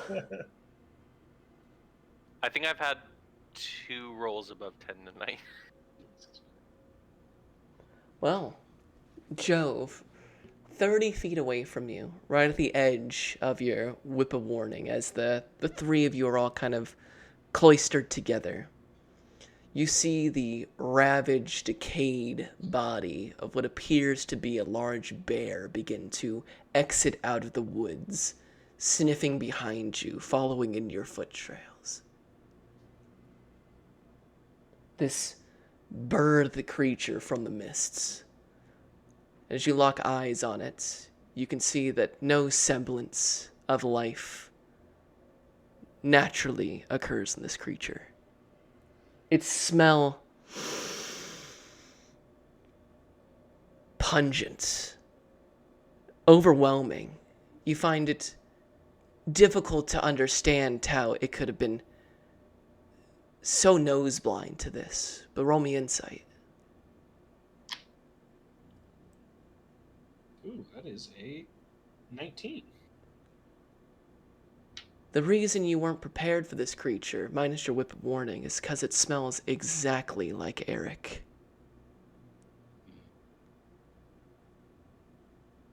And it is your move.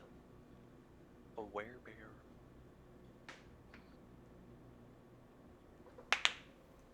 Well, Jove has short legs, so he can only get 25 feet up to that 30. So he is going to take out a trusty javelin as he is closing that distance. And he will attack. Throwing that bad boy.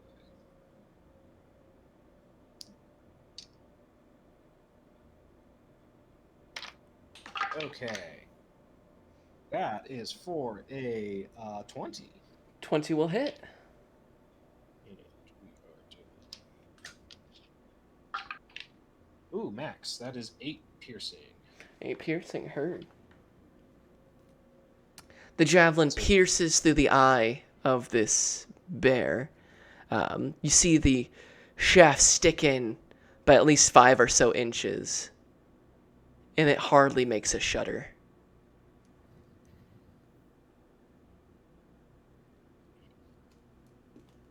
Jove will be at that. You will travel his 25 feet, so we'll be 5 feet from it. And doesn't have a shield no more, so he's there. He's ready for it. And that'll be Jove's turn. And as you should, as this bear lumbers forward, your javelin still stuck in its eye, it makes 2 attacks. One with bite and one with claws. The first one on you, Jove. That's a nat 20. Ooh, that'll do it. Second one. That's a crit fail. Oh! Balance. Yeah, you see its claw dig into the earth, drive into the muck and the snow, and it gets stuck. It pulls back, and you can see the claws itself rip from its hand. Part of its bone and viscera exposed as its body breaks from itself. However, that does not stop the bite. As it drives into your arm, Jove, you take... Oh, that's max. You take 14 points of piercing damage. Ouchie. As it tears into you, undeterred by your javelin or the loss of one of its claws. It rips into you with a hysteric strength that surprises you even for a bear. As it begins to savage upon Jove, we switch over to Alder.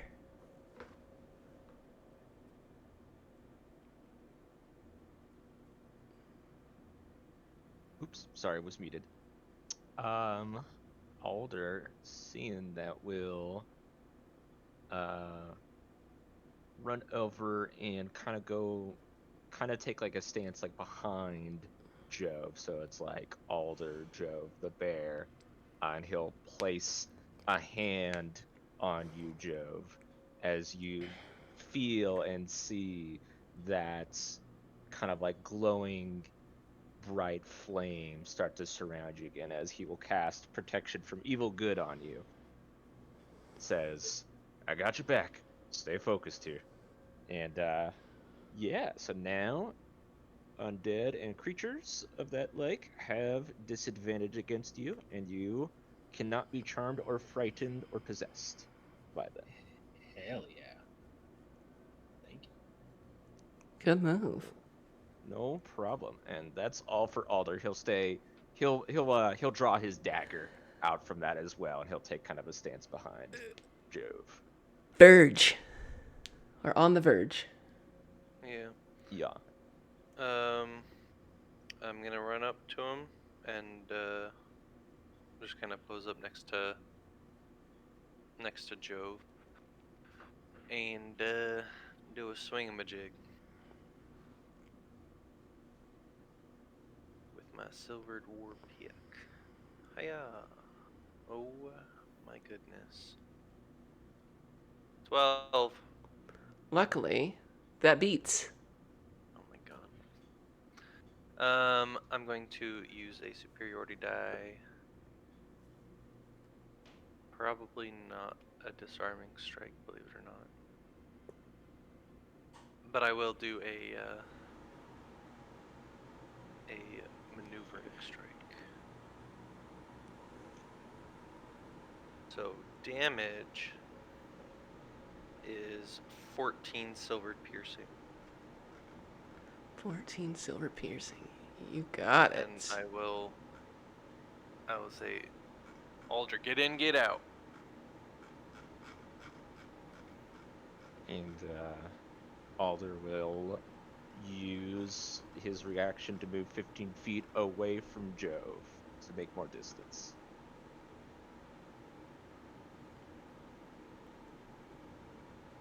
Heard. And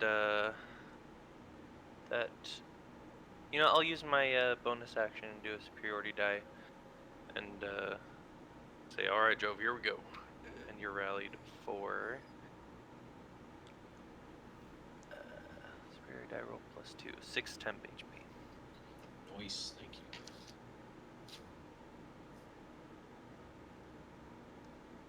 Which then brings us down. Virgil, as you drive your war pick into the side of this creature, its stomach ruptures with the impact. From within it bursts forth a literal swarm of insects, of large, venomous centipedes, as this bear's torso rips open with the impact.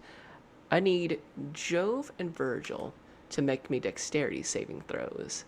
Alder, because of Virgil's maneuver, you do not have to make the roll. Thank you. 17. Pass. 18. Pass. As the bits of viscera and poisoned flesh from the bear shower in a splash of gore over the two of you, you're able to get your hands up and move to the side to avoid the worst bits of it. However, it is now the swarm of centipedes' turn. As they... So many options. Medium swarm.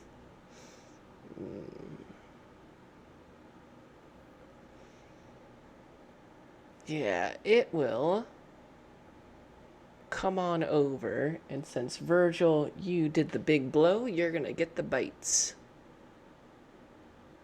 As the swarm encompasses your space, Virgil, you see hundreds of these centipedes beginning to swarm across your feet as they bite into you. That is...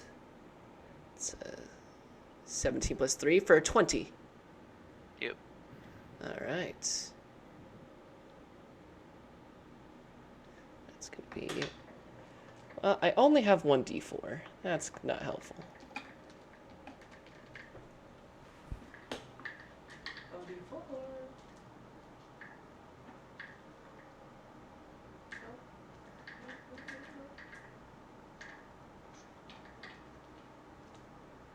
There we go.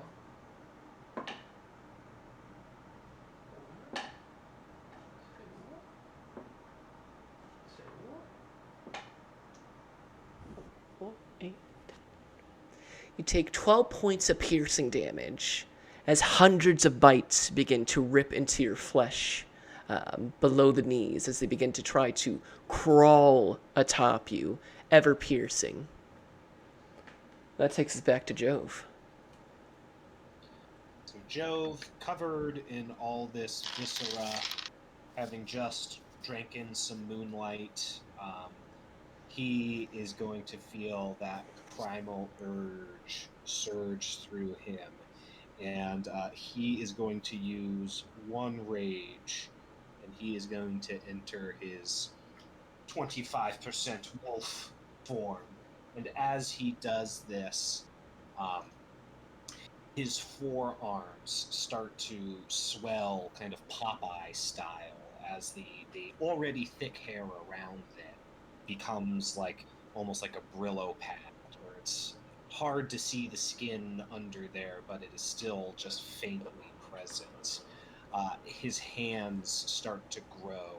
The fingernails pop off and fly as these jagged, evil-looking claws start to come from his fingertips, almost kind of like the Stranger Things rendition of Vecna, like the Vecna claw. That's very much I see of how his hands are starting to form. He doesn't get taller per se in this form. His torso does get longer, but that's kind of counteracted as he has started to hunch forward, almost like his growing I don't know, biceps and forearms and just general musculature is making him kind of hunch just a touch. And as he kind of growls, as I'm sure his skin is split, even if it only is part of him, he will use his action to rake his claws across the leg of this big dead bear, if it is still indeed standing.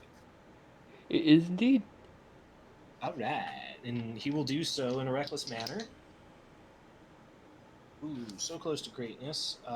That is going to be for a 20. That'll hit.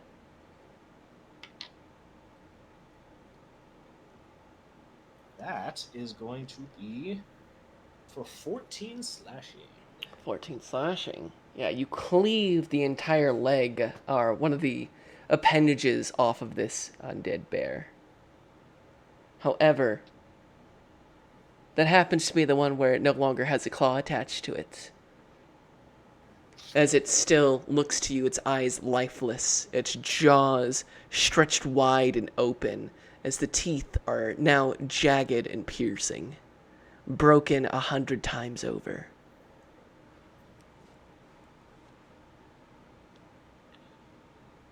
Jove will stay there and be right next to Virgil in is raging. That is his turn. All right, it is the bear's turn. It's gonna make its attack, both its attack on Joe, but with disadvantage. Sentinel. Triple disadvantage. No, Sentinel. Actually, no. So this is how it should work, right? So protection from Oh. evil gives you disadvantage. Oh, he's making an attack on the bear, cause Sentinel. Yeah. I'm not imposing disadvantage. No. Yes, you're right. All right. I recklessly attacked, so it's going So to it cancel goes out. regular. So it's just regular. You really shouldn't have done that. That's another nat 20.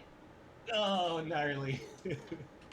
I do hit it with so after the first attack, I will hit it with a 19 to hit. Or sorry, no, 21 to hit. 21 will hit, and Jove, that's minimum damage on the die. So the opposite direction, that's going to be only 9 points of piercing. Is that before or after halves? That is not halved, so it'd be 5. 5. Perfect. And the wording on these Battlemaster maneuvers is when you hit with a weapon attack. It doesn't say on your turn. No, it does So I'm not. going to expend another superiority die and do another maneuvering attack for 10 silvered piercing, and I'm going to just say, Joe, if you need to, you can flank him.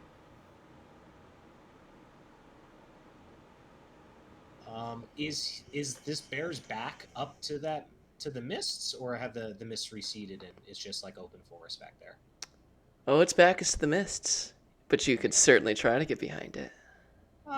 He doesn't. He'll just kind of nod to Virgil, and Virgil taking in that Jove is now Wolfman a little bit, but so he'll stay where he is. Just a little bit, Wolfman.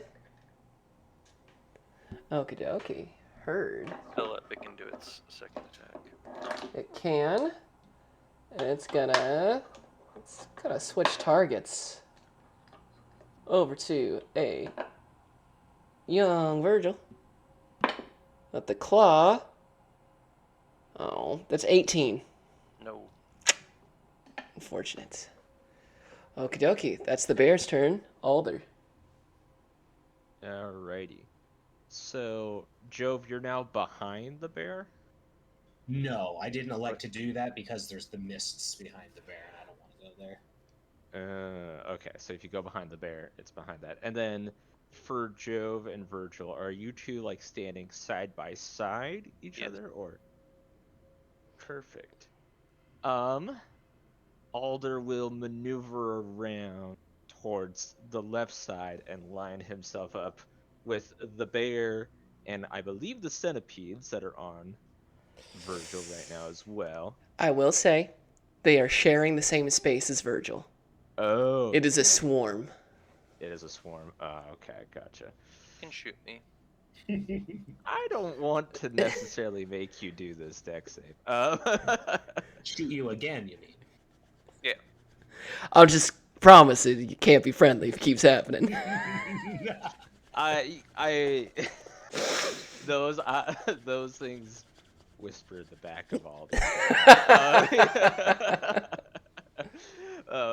If you hit me again from this giant minotaur, Maybe you should have looked into evocation. that's not what I do, babe. Sorry. He'll just line it up then with just the bear. He won't keep the friendly fire on it, but he'll line it up for the bear, as he will cast Agnazar's Scorcher, as he puts his hand kind of almost towards the ground and raises up like a vault, like a string of fire essentially, that kind of shoots out as like a moving wave in a 30-foot line across. Can I please get the bear to make a dex save for me? That's an 11. An 11 fails. So he will eat 3d8 fire damage. Let's see here. So that is. Ooh, my. 12. That's for. Okay, that right. Yes, that's for 19 fire damage. Damn. Well, Alder, you call forth your Agnazar Scorcher. You lift up your hands and go to unleash.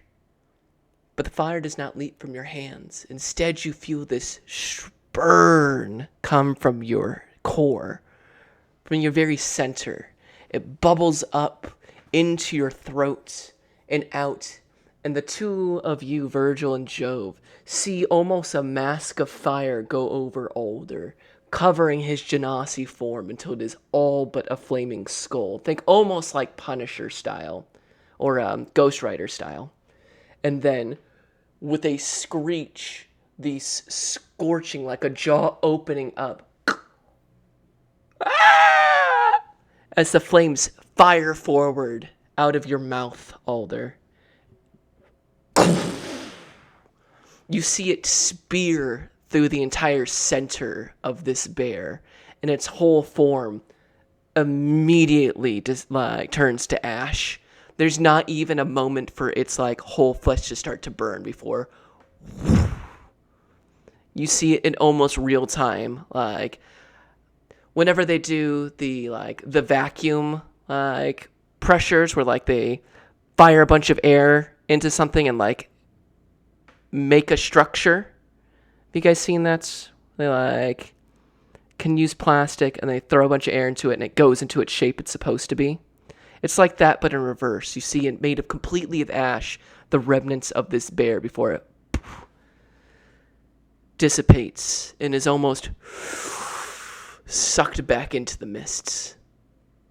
The only thing left standing afterwards is a perfectly straight, scorched line, starting from Alder and ending the 30 feet forward.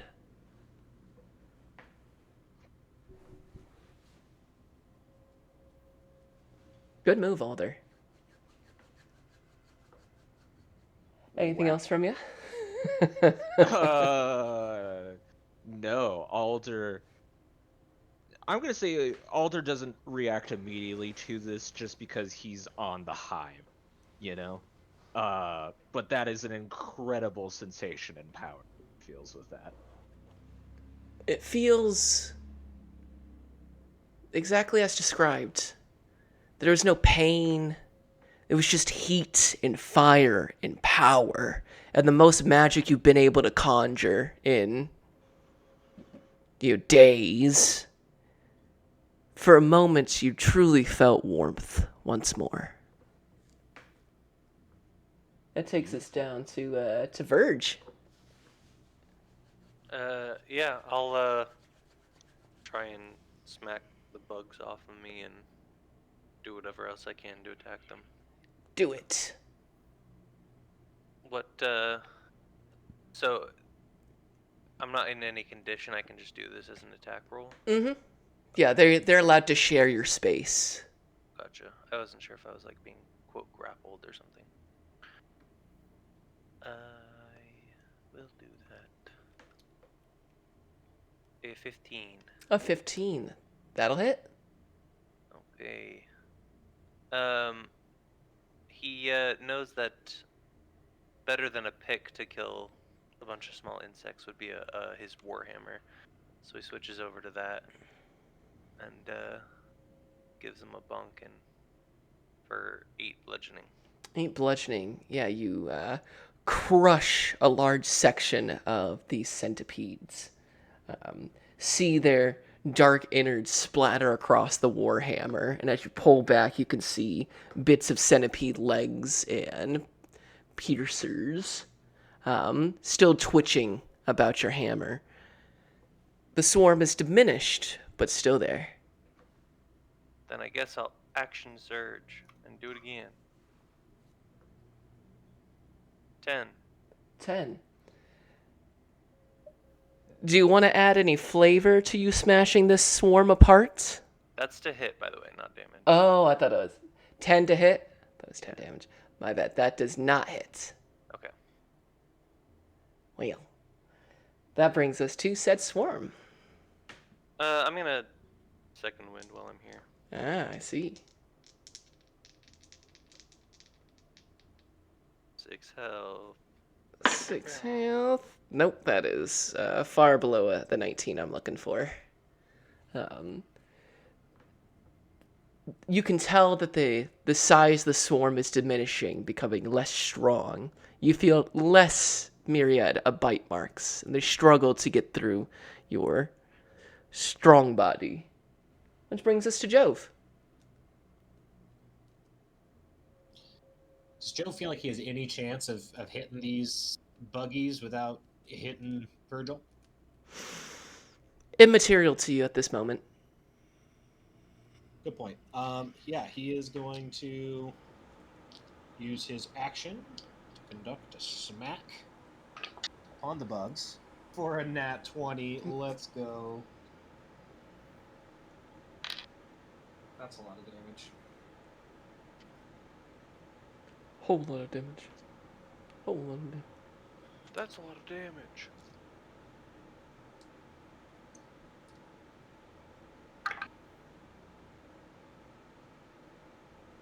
That's for 23 slashing, and actually one more d6 because that is a crit off of the lycanthropy. 27 damage. Jove, you tear into these centipedes. You rip through them with your new partial lichen form. You feel strength.